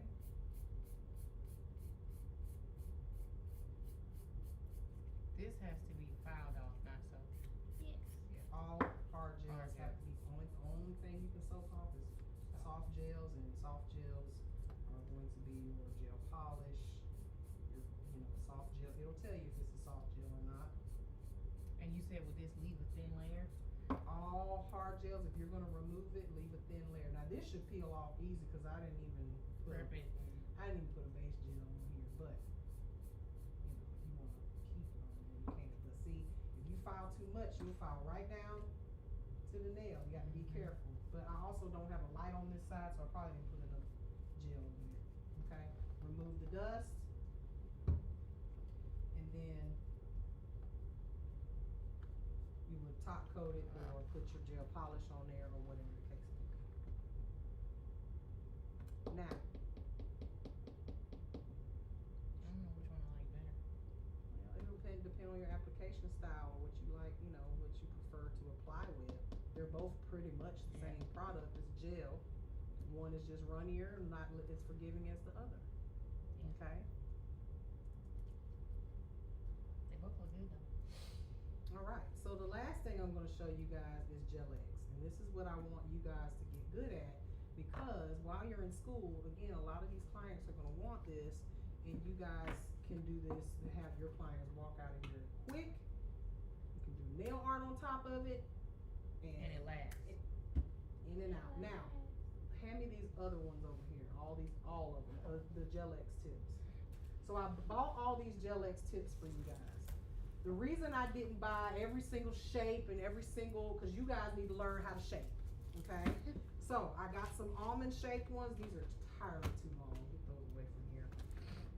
These are really long too, but I got coffin and I got almond, and they call them stiletto, but these look like almond to me. And I have extra long square. The reason I got those shapes is because you can reshape all of those into other shapes, okay? Just like a tip. That's all this is a tip, but it's a full coverage tip. So I'm going to do, let's do a coffin here, okay? All right, so when you do a set of Gel X tips, my advice is to go ahead, pull out all of the tips that you need size-wise, meaning I would go in here and I would size you first. I would say, okay, first of all, you don't have to cut down the client's natural nail with Gel X. You can cover it right over that, okay? So I will go in here and find the size that fits you. How do I know if it fits or not? Sidewall to sidewall. Sidewall to sidewall. In this case, this is it's not way too big, but it is too big because it's touching your skin. So we will go down a size. See how these have an etched area? That's really good because you won't have to worry about pre-etching it. So I'm gonna get the smallest one here. Now, not all of your clients are going to fit these perfectly, meaning I can't go all the way back with this on you because your nail bed cuticle area is shaped a little more square than round. So here's where people have a problem. I'm just gonna use one tip, so this is so awful, okay?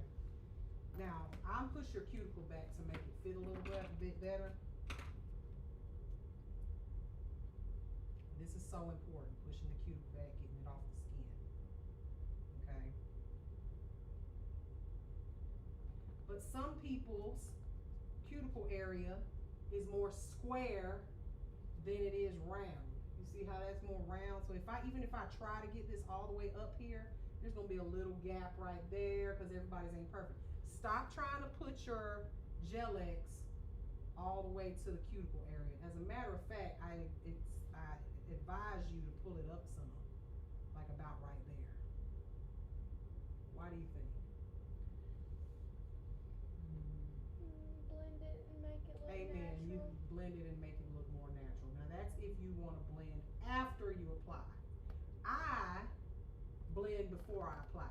So I will find each and every tip that fits you, right? And I'm gonna lay them out in front of me like this, all 10.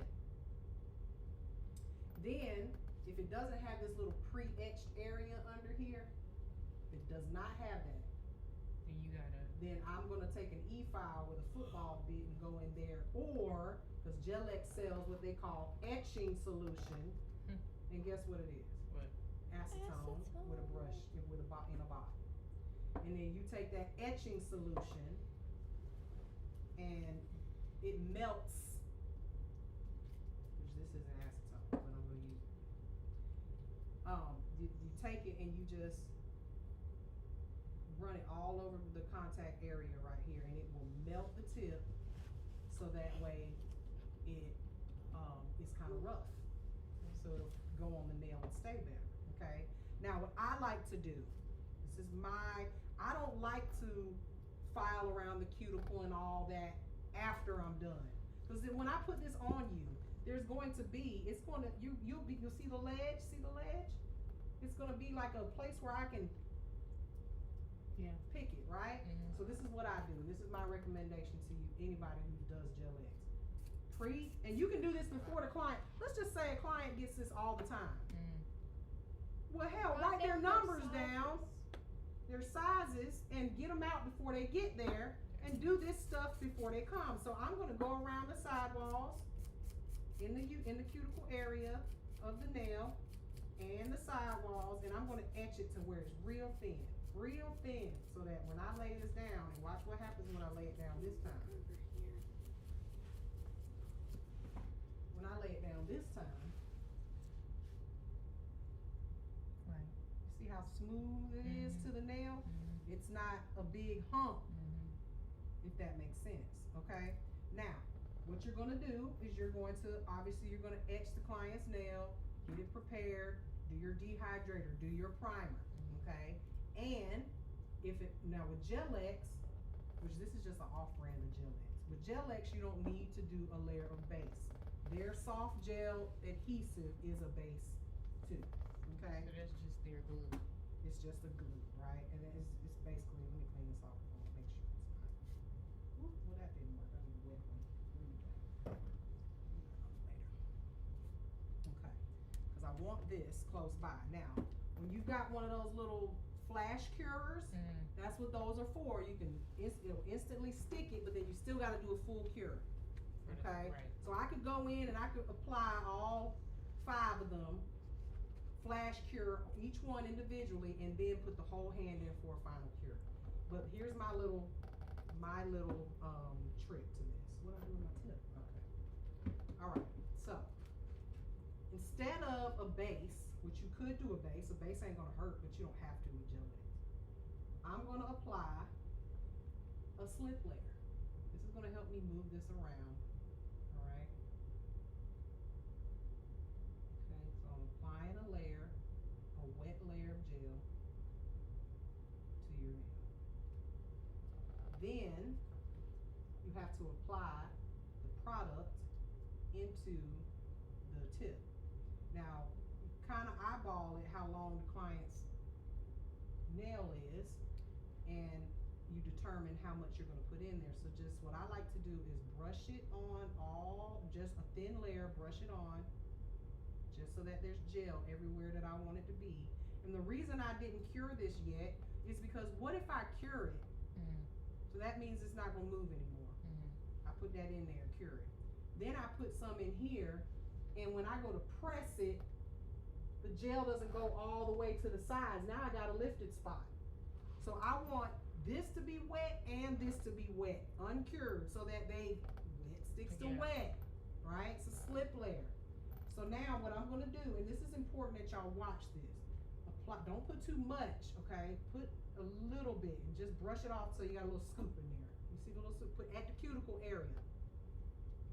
Now watch what I do. Now Olivia, I need, matter of fact. You want me to hold it Yeah, up? because I would need, come on this used to side. have to do I that. would need one of those flash curing Oh, lamps. mine's not. Oh, wait, Don't worry mine's about it, but hard. when I get ready to do this, I need you to turn it on and hang it over me. Now watch what I do here. I'm going to start right here and watch what happens. I'm gonna press, you see the gel? You see the gel? You see the gel? Keep going, stop. Right there, don't go no further. Now, hit me.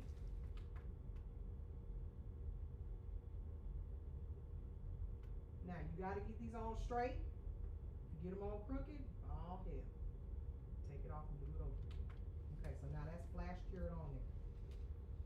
You see how it went all the way? I would rather the client have a little tip because otherwise it's gonna get on your skin. You don't want that. Alright, so now you can put this down and do a full cure. 30 seconds. Now, that's an extra long tip. We could cut it short and make it whatever. That's why I like the square ones, because you can reshape them, and it's will give you guys an opportunity to learn how to shape. Okay, this is the glue that you guys need for the Gel X tips whenever you guys get ready to do it. Now, once that's done curing, what babe? At the house, I have the Appraise. appraise. I only bought the long square tips And that's though all because you I really didn't need. want to spend any more when I could Because you can shape always them short. myself. Now the other ones like round, ovals, stiletto, you don't want to reshape them. Buy each length, Yeah. and then it is what it is. The square ones, don't get the short, the mediums, and the longs, because you can make those. Now I want you to tap on your finger. Tell me how strong that is. Do it feel like it's about to come off? And look how strong it is. It's a very thick plastic there. Okay.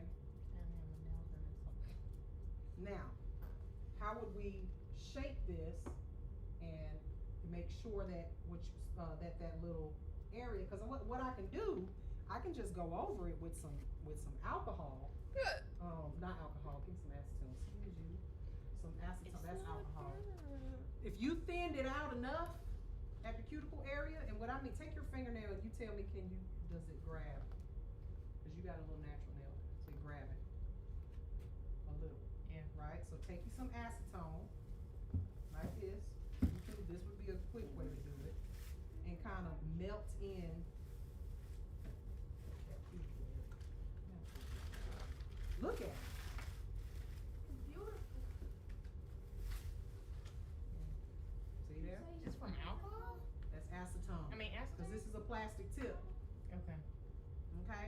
So I just melted in the cuticle area. Now, all you got to do with this nail, if they wanted it this long, is get rid of that little nipple on the top. I call it a nipple. This is where that little piece. Sorry. Make sure that there's nothing hanging over the edge here and hanging over the edge there. Buff it, go ahead and design it. It's done.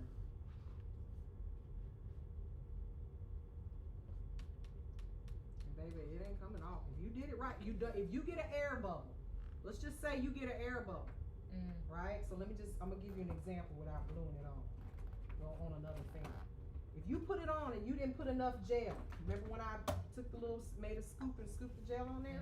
If you didn't put enough gel, I'm gonna just pretend this will fix. Okay.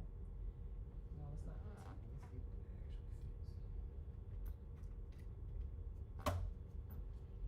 Close enough, right? If I put the little scoop of gel on and I went cuticle, press, and I press all the way down and there's a bubble of gel, what you're gonna do is scrape it off, put more adhesive. Okay. Do it again. Press, press, press, press, stop. Because you don't want to go press, press, and then it lifts. You want to So start at the cuticle. press, and when it gets lined up with your sidewalls, meaning your sidewalls are straight out, that's when you stop. If you stop and that gel hasn't come all the way up to the tip, then you need more. Scrape it off. Do less rather than more, because if you get a big blob and it's just like it'll spread around everywhere, and then you got a mess. And you can clean that up. You'll have to take your e-file and go around the sides and clean out from under there, but it's a mess and you don't want to have to do that. So start out with less and then press and stop. If it doesn't come all the way up, scrape it off, add some more. Go back to the cuticle, press, press, press, press, press. Alright, now cure. I would have my clients help me. When I had the little hand one, I would say, alright, that hand's free. What I want you to do, I'm going to press, press, press, and then you're going to put the light over there on top of it. The flash. Flash cure it. They felt so good. They were like they was helping me do their nails. Sometimes, can I get a discount? I did half the work. No, you didn't. Okay, so that's what I'm press it down. And then these tips, you can cut shorter, longer. You can coffin shape them. You can do any shape with these. That's why I like these versus getting a bunch. Just get you some long square ones, not the sculpted ones, but the long square ones. And then you can do any shape with that. Okay, so in her case, if I wanted to cut this shorter, I gotta put this there. I'm gonna get this drawers all set up. So if the client said, no, I don't want it this long, I want it shorter, go ahead and cut it. Look how easy. Shorter. We didn't have to buy 4 boxes of tips. Okay? Buff it, etch it so that you can polish it and do your designs on it. This is what Miss Mary uses these on herself because I ain't got time for all that anymore. Okay. I got tons of these. Okay? So there's nothing wrong with using Gel X tips, but you gotta know how to do it properly. I see some Gel X nails that look awful. If you don't size them right, or if you put too much gel and it's coming out the sides, you don't put them on properly. Bubbles will have you with a greenie. Bubbles will make them pop off because there's a bubble there. Right. Okay, so just make sure that you have complete application of the product. Yeah, you can do that on yourself. And Johnny sells these off brands of Gel X. Oh. Yep, those are all from Johnny. He has short, medium, long. He's got some pink. Get some in the pink. No, these a student gave me though, but these in this box right here, I got from Johnny. And then he's got some pink boxes that have all the short square, short coffin, short. Just get you a few different shapes and offer those. And if the client don't want that shape, then I'm like, well, then I can't do it because I'm not doing more. If I got to glue a tip on and reshape it and do all that, then that defeats the purpose. I might as well lay acrylic or sculpt it or whatever. Yeah. You know what I'm saying? So if the client insists on changing the shape, then I'm not doing it. I'm going to say, well, Gel X isn't for you because that's not the purpose of Gel X. The purpose of Gel X is for it to be fast so that I can soak them off when you come back and it'd be a perfect shape every time. If I got to go in there and they're like, oh, I needed a hair shorter. Girl, you don't need Gel X. You need some custom nails. Custom. Okay? So y'all can do that, can't you? Mhm. What time is it? I think I really like this one. Just Like the the overlay gel? with the liquid gel? Yeah. Just for if you just want like a natural, Mm-hmm. you know. Mm-hmm. Over your natural nail. Yeah. And it's Because it's like shiny. polishing. Yeah. It's just like polishing. I mean, and then again, the shininess comes from the top coat, though. But you can make this as thick as As even- long, as thick, and all of that. You can build with that. Absolutely. I used that red top coat. Red top coat? What is that? The top coat with a red top. I don't know what that is. Hang on. Is that Koopa? Hang on.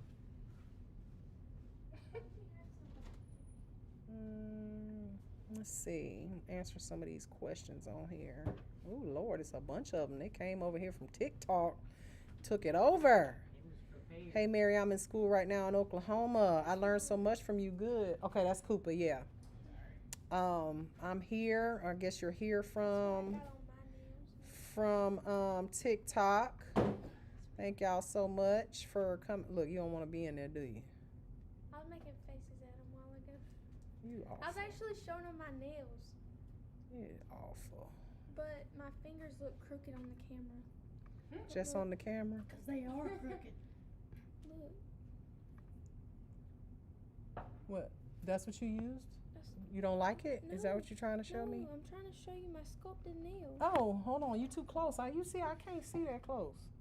You did good. You sculpted all of these? Okay, Olivia Jean. Don't I'm look proud at of this you. one then. Mr. Johnny sells that too. It's just a knockoff version of Gel X. Let me see. Is this only for builder gel? Not sure. What brush are you using? Just a cheap brush from the nail supply. That I don't get them expensive brushes because they ruin them. Gravity. Let's see. Builder gel has to be filed off correct. If it is hard gel has to be filed off. Some builder gel is soak off, but you shouldn't be doing extensions with it. I believe that's what she said. Yep. What do we remove the tacky layer with? Alcohol, acetone, cleanser. You use a lint-free wipe and alcohol. Yes, that is correct. Alcohol is correct. I'm a DIYer, and people ask me will I do their nails, and I will not. I'm thinking about getting a license. Yeah, don't do it until you get a license because they will sue you. They will sue you, and you ain't got no license. You'll be in trouble. Trouble. I'm looking at schools here in Oklahoma. Do they teach the chemistry of products as well? They absolutely should, Courtney, but I can't tell you what other schools teach because, baby, I don't know. I don't know what they doing over there. I try to mind the business that pays me, and that's these young ladies in here. Tomorrow gonna be lit, y'all. There's like 12 students in Saturday class. Thank you. You can throw that away for me. Your textbooks go over everything. I'm in Texas. I got my license 2 years ago. Yeah, the textbook should go over everything. Hey, wanna be natural? Wants to go to nail school. Any advice for someone that is turning full-time into working full-time in a call center? Find you a part-time nail school, because I don't know how you gonna go full-time if you in a call center. All right, so I'm gonna get off the live on YouTube and answer a couple of questions on TikTok, and then we are out of here. I ordered. Bye, y'all. See y'all tomorrow on YouTube. Bye.